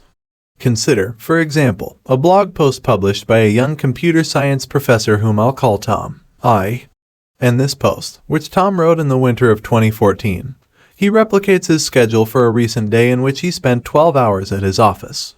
This schedule includes 5 different meetings and 3 hours of administrative tasks, which he describes as tending to bushels of emails, filling out bureaucratic forms, organizing meeting notes, planning future meetings. By his estimation, he spent only 1.5 out of the 12 total hours sitting in his office tackling real work, which he defines as efforts that make progress toward a research deliverable. It's no wonder that Tom feels coerced into working well beyond the standard workday. I've already accepted the reality that I'll be working on weekends, he concludes in another post. Very few junior faculty can avoid such a fate, and yet I have. Even though I don't work at night and rarely work on weekends, between arriving at Georgetown in the fall of 2011 and beginning work on this chapter in the fall of 2014, I have published somewhere around 20 peer-reviewed articles. I also won 2 competitive grants, published 1 book, and have almost finished writing another. All while avoiding the grueling schedules deemed necessary by the Toms of the world. What explains this paradox? We can find a compelling answer in a widely disseminated article published in 2013 by an academic further along in her career, and far more accomplished than I, Radhika Nagpal, the Fred Kavli Professor of Computer Science at Harvard University. Nagpal opens the article by claiming that much of the stress suffered by tenure-track professors is self-imposed. Scary myths and scary data abound about life as a tenure-track faculty at an R1 university. She begins, before continuing to explain how she finally decided to disregard the conventional wisdom and instead deliberately do specific things to preserve my happiness. This deliberate effort led Nagpal to enjoy her pre-tenure to me tremendously. Nagpal goes on to detail several examples of these efforts, but there's one tactic in particular that should sound familiar. As Nagpal admits, early in her academic career she found herself trying to cram work into every free hour between 7 a.m. and midnight. It didn't take long before she decided this strategy was unsustainable, so she set a limit of 50 hours a week and worked backward to determine what rules and habits were needed to satisfy this constraint. Nagpal, in other words, deployed fixed schedule productivity. We know this strategy didn't hurt her academic career, as she ended up earning tenure on schedule and then jumping to the full professor level after only 3 additional years. How did she pull this off? According to her article, one of the main techniques for respecting her hour limit was to set drastic quotas on the major sources of shallow endeavors in her academic life. For example, she decided she would travel only 5 times per year for any purpose, as trips can generate a surprisingly large load of urgent shallow obligations. 5 trips a year may still sound like a lot, but for an academic it's light. To emphasize this point, note that Matt Welsh, a former colleague of Nagpal in the Harvard Computer Science Department, once wrote a blog post in which he claimed it was typical for junior faculty to travel 12 to 24 times a year. The travel quota is just one of several tactics that Nagpal used to control her workday, but what all her tactics shared was a commitment to ruthlessly capping the shallow while protecting the deep efforts, that is, original research, that ultimately determined her professional fate. Returning to my own example, it's a similar commitment that enables me to succeed with fixed scheduling. I, too, am incredibly cautious about my use of the most dangerous word in one's productivity vocabulary, yes. It takes a lot to convince me to agree to something that yields shallow work. If you ask for my involvement in university business that's not absolutely necessary, I might respond with a defense I learned from the department chair who hired me, talk to me after tenure. Another tactic that works well for me is to be clear in my refusal but ambiguous in my explanation for the refusal. The key is to avoid providing enough specificity about the excuse that the requester has the opportunity to diffuse it. If, for example, I turn down a time-consuming speaking invitation with the excuse that I have other trips scheduled for around the same time, I don't provide details, which might leave the requester the ability to suggest a way to fit his or her event into my existing obligations, but instead just say, "Sounds interesting, but I can't make it due to schedule conflicts." In turning down obligations, I also resist the urge to offer a consolation prize that ends up devouring almost as much of my schedule. A clean break is best.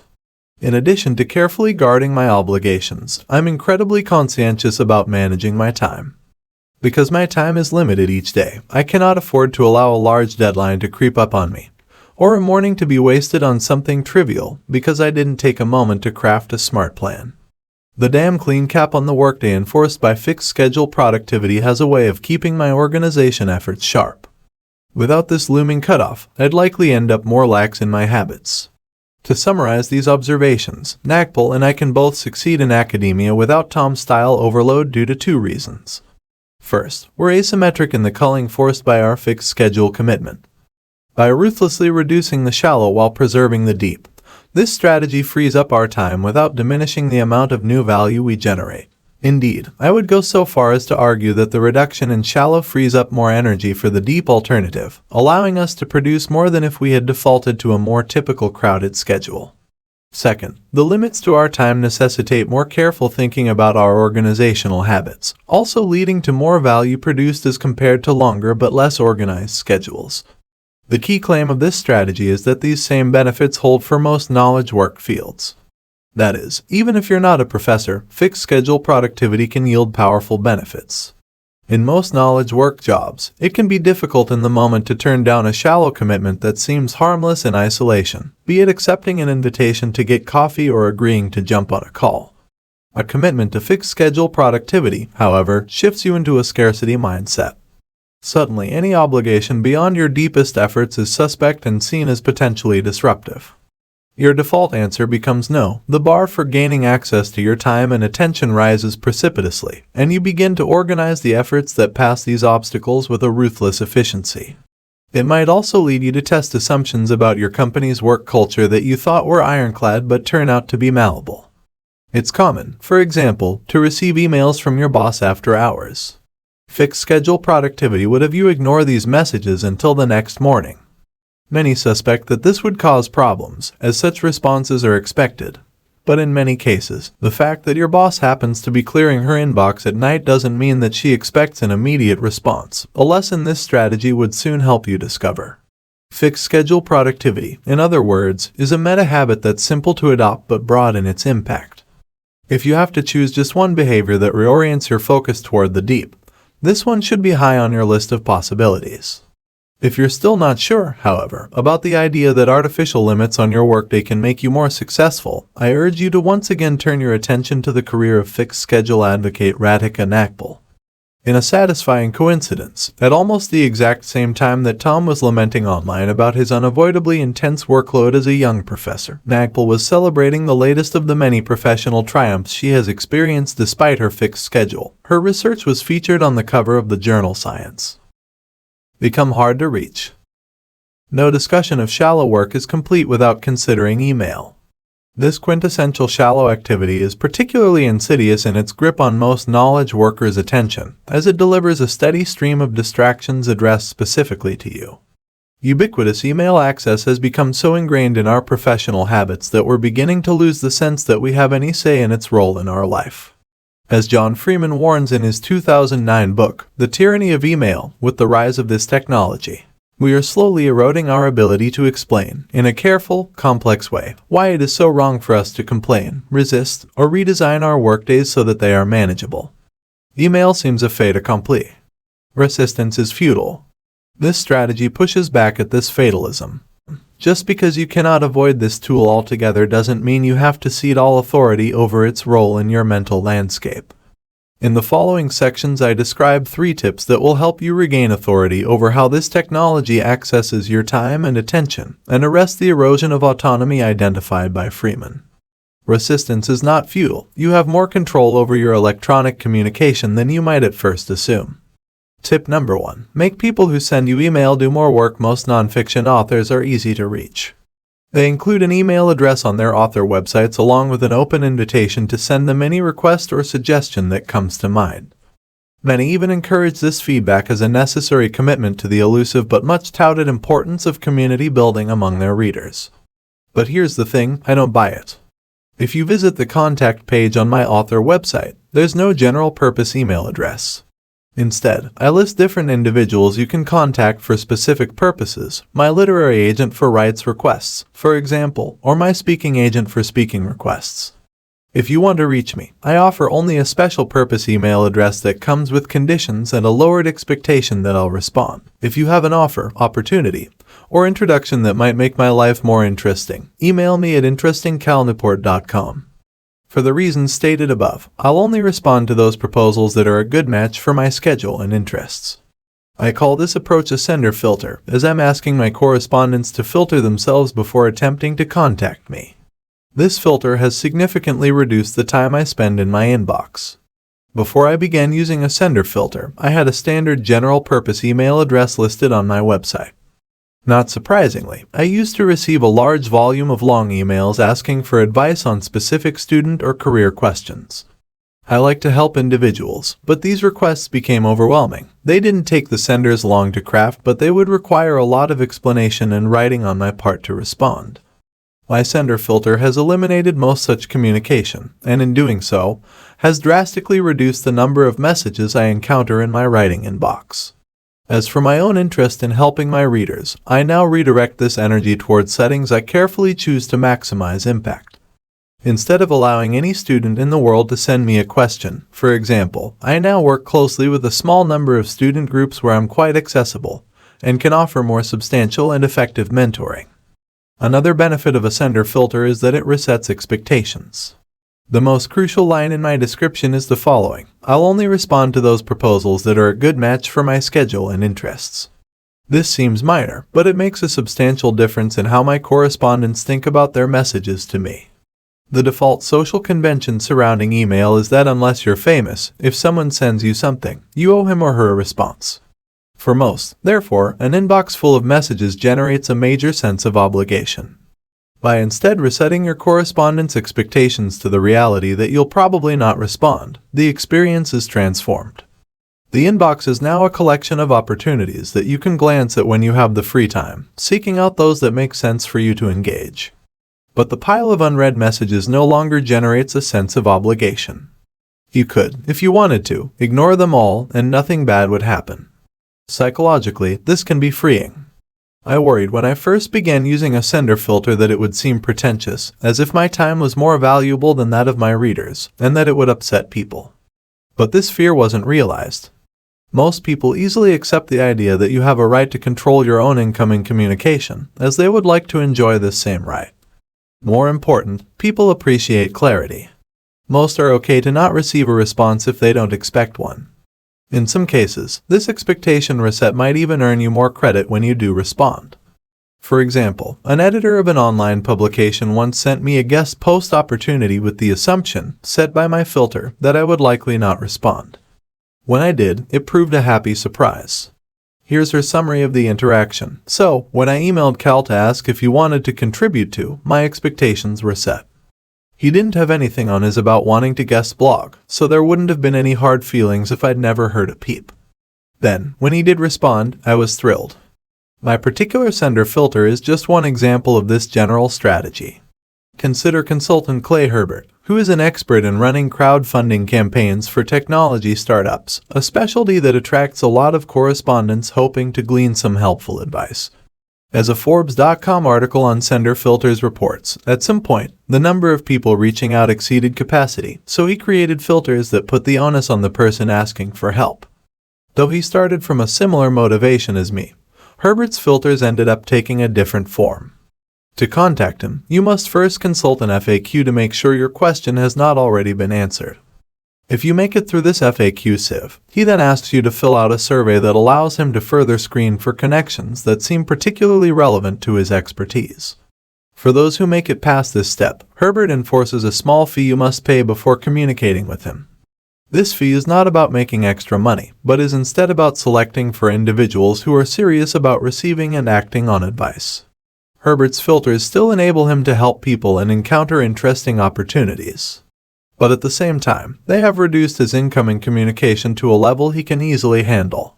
To give another example, consider Antonio Centino, who runs the popular Real Man Style blog. Centino's sender filter lays out a two-step process. If you have a question, he diverts you to a public location to post it.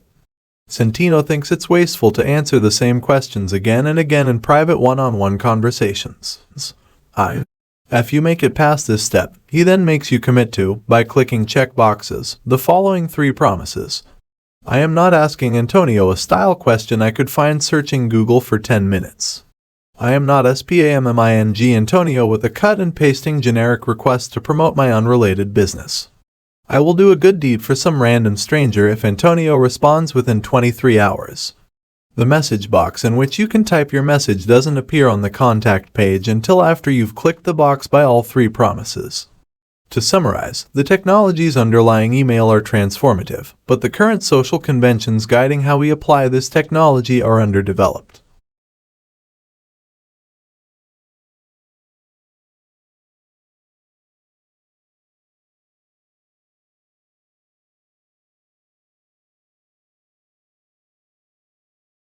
The sender filter is a small but useful step toward a better state of affairs, and is an idea whose time has come, at least for the increasing number of entrepreneurs and freelancers who both receive a lot of incoming communication and have the ability to dictate their accessibility. If you're in a position to do so, consider sender filters as a way of reclaiming some control over your time and attention. Tip number 2. Do more work when you send or reply to emails. Consider the following standard emails. Email number 1. It was great to meet you last week. I'd love to follow up on some of those issues we discussed. Do you want to grab coffee? Email number 2. We should get back to the research problem we discussed during my last visit. Remind me where we are with that. Email number 3. I took a stab at that article we discussed. It's attached. Thoughts? These 3 examples should be familiar to most knowledge workers, as they're representative of many of the messages that fill their inboxes. They're also potential productivity landmines. How you respond to them will have a significant impact on how much time and attention the resulting conversation ultimately consumes. In particular, interrogative emails like these generate an initial instinct to dash off the quickest possible response that will clear the message, temporarily, out of your inbox. A quick response will, in the short term, provide you with some minor relief because you're bouncing the responsibility implied by the message off your court and back onto the senders. This relief, however, is short-lived, as this responsibility will continue to bounce back again and again, continually sapping your time and attention. I suggest, therefore, that the right strategy when faced with a question of this type is to pause a moment before replying, and take the time to answer the following key prompt. What is the project represented by this message? And what is the most efficient process for bringing this project to a successful conclusion? Once you've answered this question for yourself, replace a quick response with one that takes the time to describe the process you identified, points out the current step, and emphasizes the step that comes next. I call this the process-centric approach to email, and it's designed to minimize both the number of emails you receive and the amount of mental clutter they generate. To better explain this process and why it works, consider the following process-centric responses to the sample emails from earlier. Process-centric response to email number 1. I'd love to grab coffee. Let's meet at the Starbucks on campus. Below I listed 2 days next week when I'm free. For each day, I listed 3 times. If any of those day and time combinations work for you, let me know. I'll consider your reply confirmation for the meeting. If none of those date and time combinations work, give me a call at the number below and we'll hash out a time that works. Looking forward to it. Process-centric response to email number 2. I agree that we should return to this problem. Here's what I suggest. Sometime in the next week, email me everything you remember about our discussion on the problem. Once I receive that message, I'll start a shared directory for the project and add to it a document that summarizes what you sent me, combined with my own memory of our past discussion. In the document, I'll highlight the 2 or 3 most promising next steps.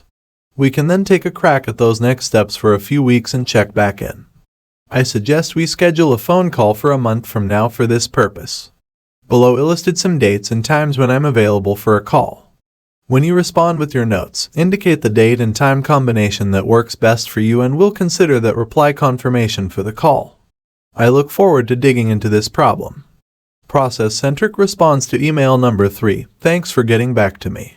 I'm going to read this draft of the article and send you back an edited version annotated with comments on Friday. In this version I send back, I'll edit what I can do myself and add comments to draw your attention to places where I think you're better suited to make the improvement. At that point, you should have what you need to polish and submit the final draft, so I'll leave you to do that. No need to reply to this message or to follow up with me after I return the edits, unless, of course, there's an issue. In crafting these sample responses, I started by identifying the project implied by the message. Notice, the word project is used loosely here. It can cover things that are large and obviously projects, such as making progress on a research problem, but it applies just as easily to small logistical challenges like setting up a coffee meeting. I then took a minute or 2 to think through a process that gets us from the current state to a desired outcome with a minimum of messages required. The final step was to write a reply that clearly describes this process and where we stand.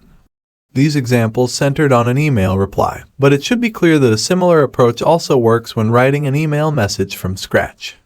The process-centric approach to email can significantly mitigate the impact of this technology on your time and attention. There are 2 reasons for this effect. First, it reduces the number of emails in your inbox, sometimes significantly.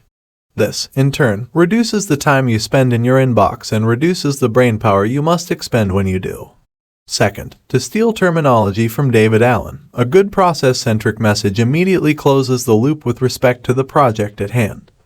When a project is initiated by an email that you send or receive, it squats in your mental landscape, becoming something that's on your plate in the sense that it has been brought to your attention and eventually needs to be addressed. This method closes this open loop as soon as it forms.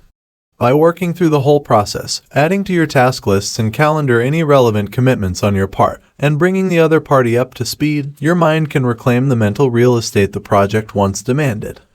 Less mental clutter means more mental resources available for deep thinking. Process-centric emails might not seem natural at first. For one thing, they require that you spend more time thinking about your messages before you compose them. In the moment, this might seem like you're spending more time on email. But the important point to remember is that the extra 2 to 3 minutes you spend at this point will save you many more minutes reading and responding to unnecessary extra messages later. The other issue is that process-centric messages can seem stilted and overly technical. The current social conventions surrounding email promote a conversational tone that clashes with the more systematic schedules or decision trees commonly used in process-centric communication.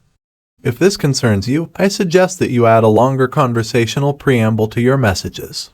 You can even separate the process-centric portion of the message from the conversational opening with a divider line, or label it Proposed Next Steps, so that its technical tone seems more appropriate in context. In the end, these minor hassles are worth it.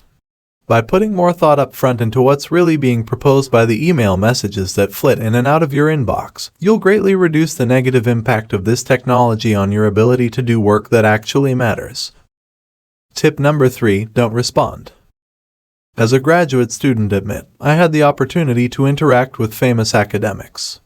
In doing so, I noticed that many shared a fascinating and somewhat rare approach to email. Their default behavior when receiving an email message is to not respond. Over time, I learned the philosophy driving this behavior. When it comes to email, they believed it's the sender's responsibility to convince the receiver that a reply is worthwhile.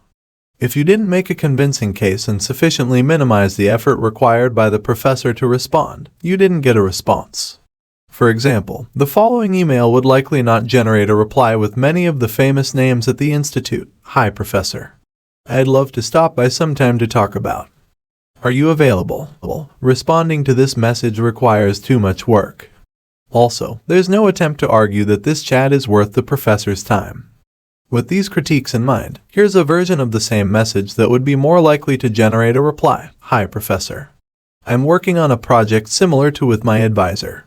Is it okay if I stop by in the last 15 minutes of your office hours on Thursday to explain what we're up to in more detail and see if it might complement your current project? Unlike the first message, this one makes a clear case for why this meeting makes sense and minimizes the effort needed from the receiver to respond.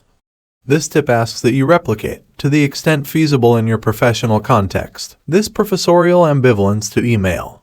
To help you in this effort, try applying the following 3 rules to sort through which messages require a response and which do not. Professorial email sorting. Do not reply to an email message if any of the following applies. It's ambiguous or otherwise makes it hard for you to generate a reasonable response. It's not a question or proposal that interests you. Nothing really good would happen if you did respond, and nothing really bad would happen if you didn't. In all cases, there are many obvious exceptions. If an ambiguous message about a project you don't care about comes from your company's CEO, for example, you'll respond. But looking beyond these exceptions, this professorial approach asks you to become way more ruthless when deciding whether or not to click reply. This tip can be uncomfortable at first because it will cause you to break a key convention currently surrounding email. Replies are assumed, regardless of the relevance or appropriateness of the message. There's also no way to avoid that some bad things will happen if you take this approach. At the minimum, some people might get confused or upset, especially if they've never seen standard email conventions questioned or ignored. Here's the thing, this is okay. As the author Tim Ferriss once wrote, develop the habit of letting small bad things happen. If you don't, you'll never find time for the life-changing big things. It should comfort you to realize that, as the professors at MIT discovered, People are quick to adjust their expectations to the specifics of your communication habits. The fact you didn't respond to their hastily scribed messages is probably not a central event in their lives. Once you get past the discomfort of this approach, you'll begin to experience its rewards. There are two common tropes bandied around when people discuss solutions to email overload. One says that sending emails generates more emails, while the other says that wrestling with ambiguous or irrelevant emails is a major source of inbox-related stress. The approach suggested here responds aggressively to both issues. You send fewer emails and ignore those that aren't easy to process, and by doing so will significantly weaken the grip your inbox maintains over your time and attention. Conclusion. The story of Microsoft's founding has been told so many times that it's entered the realm of legend. In the winter of 1974, a young Harvard student named Bill Gates sees the Altair, the world's first personal computer, on the cover of Popular Electronics. Gates realizes that there's an opportunity to design software for the machine, so he drops everything and with the help of Paul Allen and Monty Davidoff spends the next 8 weeks hacking together a version of the basic programming language for the Altair. This story is often cited as an example of Gates's insight and boldness, but recent interviews have revealed another trait that played a crucial role in the tale's happy ending: Gates's preternatural deep work ability. As Walter Isaacson explained in a 2013 article on the topic for the Harvard Gazette, Gates worked with such intensity for such lengths during this 2-month stretch that he would often collapse into sleep on his keyboard in the middle of writing a line of code. He would then sleep for an hour or two, wake up, and pick up right where he left off, an ability that a still impressed Paul Allen describes as a prodigious feat of concentration. In his book The Innovators, Isaacson later summarized Gates's unique tendency toward depth as follows: the one trait that differentiated was focus. Allen's mind would flip between many ideas and passions, but Gates was a serial obsessor. It's here, in this story of Gates's obsessive focus, that we encounter the strongest form of my argument for deep work. It's easy, amid the turbulence of a rapidly evolving information age, to default to dialectical grumbling. The curmudgeons among us are vaguely uneasy about the attention people pay to their phones, and pine for the days of unhurried concentration, while the digital hipsters equate such nostalgia with Luddism and boredom, and believe that increased connection is the foundation for a utopian future. Marshall McLuhan declared that the medium is the message, but our current conversation on these topics seems to imply that the medium is morality. Either you're on board with the Facebook future or see it as our downfall. As I emphasized in this book's introduction, I have no interest in this debate. A commitment to deep work is not a moral stance and it's not a philosophical statement. It is instead a pragmatic recognition that the ability to concentrate is a skill that gets valuable things done. Deep work is important, in other words, not because distraction is evil, but because it enabled Bill Gates to start a billion-dollar industry in less than a semester. His is also a lesson, as it turns out, that I've personally relearned again and again in my own career. I've been a depth devotee for more than a decade, but even I am still regularly surprised by its power. When I was in graduate school, the period when I first encountered and started prioritizing this skill, I found that deep work allowed me to write a pair of quality peer-reviewed papers each year, while rarely having to work past 5 on weekdays or work at all on weekends. As I neared my transition to professorship, however, I began to worry. As a student and a postdoc, my time commitments were minimal, leaving me most of my day to shape as I desired. I knew I would lose this luxury in the next phase of my career, and I wasn't confident in my ability to integrate enough deep work into this more demanding schedule to maintain my productivity. Instead of just stewing in my anxiety, I decided to do something about it. I created a plan to bolster my deep work muscles. These training efforts were deployed during my last 2 years at MIT, while I was a postdoc starting to look for professor positions. My main tactic was to introduce artificial constraints on my schedule, so as to better approximate the more limited free time I expected as a professor. In addition to my rule about not working at night, I started to take extended lunch breaks in the middle of the day to go for a run and then eat lunch back at my apartment. I also signed a deal to write my 4th book, So Good They Can't Ignore You, during this period, a project, of course, that soon levied its own intense demands on my time. To compensate for these new constraints, I refined my ability to work deeply. Among other methods, I began to more carefully block out deep work hours and preserve them against incursion. I also developed an ability to carefully work through thoughts during the many hours I spent on foot each week, and became obsessive about finding disconnected locations conducive to focus. During the summer, for example, I would often work under the Dome and Barker Engineering Library, a pleasingly cavernous location that becomes too crowded when class is in session. And during the winter, I sought more obscure locations for some silence, eventually developing a preference for the small but well-appointed Lewis Music Library. At some point, I even bought a $50 high-end grid-lined lab notebook to work on mathematical proofs, believing that its expense would induce more care in my thinking. I ended up surprised by how well this recommitment to depth ended up working. After I had taken a job as a computer science professor at Georgetown University in the fall of 2011, my obligations did in fact drastically increase. But I had been training for this moment. Not only did I preserve my research productivity, it actually improved. My previous rate of 2 good papers a year, which I maintained as an unencumbered graduate student, leapt to 4 good papers a year, on average, once I became a much more encumbered professor. Impressive as this was to me, however, I was soon to learn that I had not yet reached the limits of what deep work could produce. This lesson would come during my 3rd year as a professor. During my 3rd year at Georgetown, which spanned the fall of 2013 through the summer of 2014, I turned my attention back to my deep work habits, searching for more opportunities to improve. A big reason for this recommitment to depth is the book you're currently reading, most of which was written during this period. Writing a 70,000-word book manuscript, of course, placed a sudden new constraint on my already busy schedule, and I wanted to make sure my academic productivity didn't take a corresponding hit. Another reason I turned back to depth was the looming tenure process. I had a year or 2 of publications left before my tenure case was submitted. This was the time, in other words, to make a statement about my abilities. The final reason I turned back to depth was more personal and a touch petulant. I had applied and been rejected for a well-respected grant that many of my colleagues were receiving.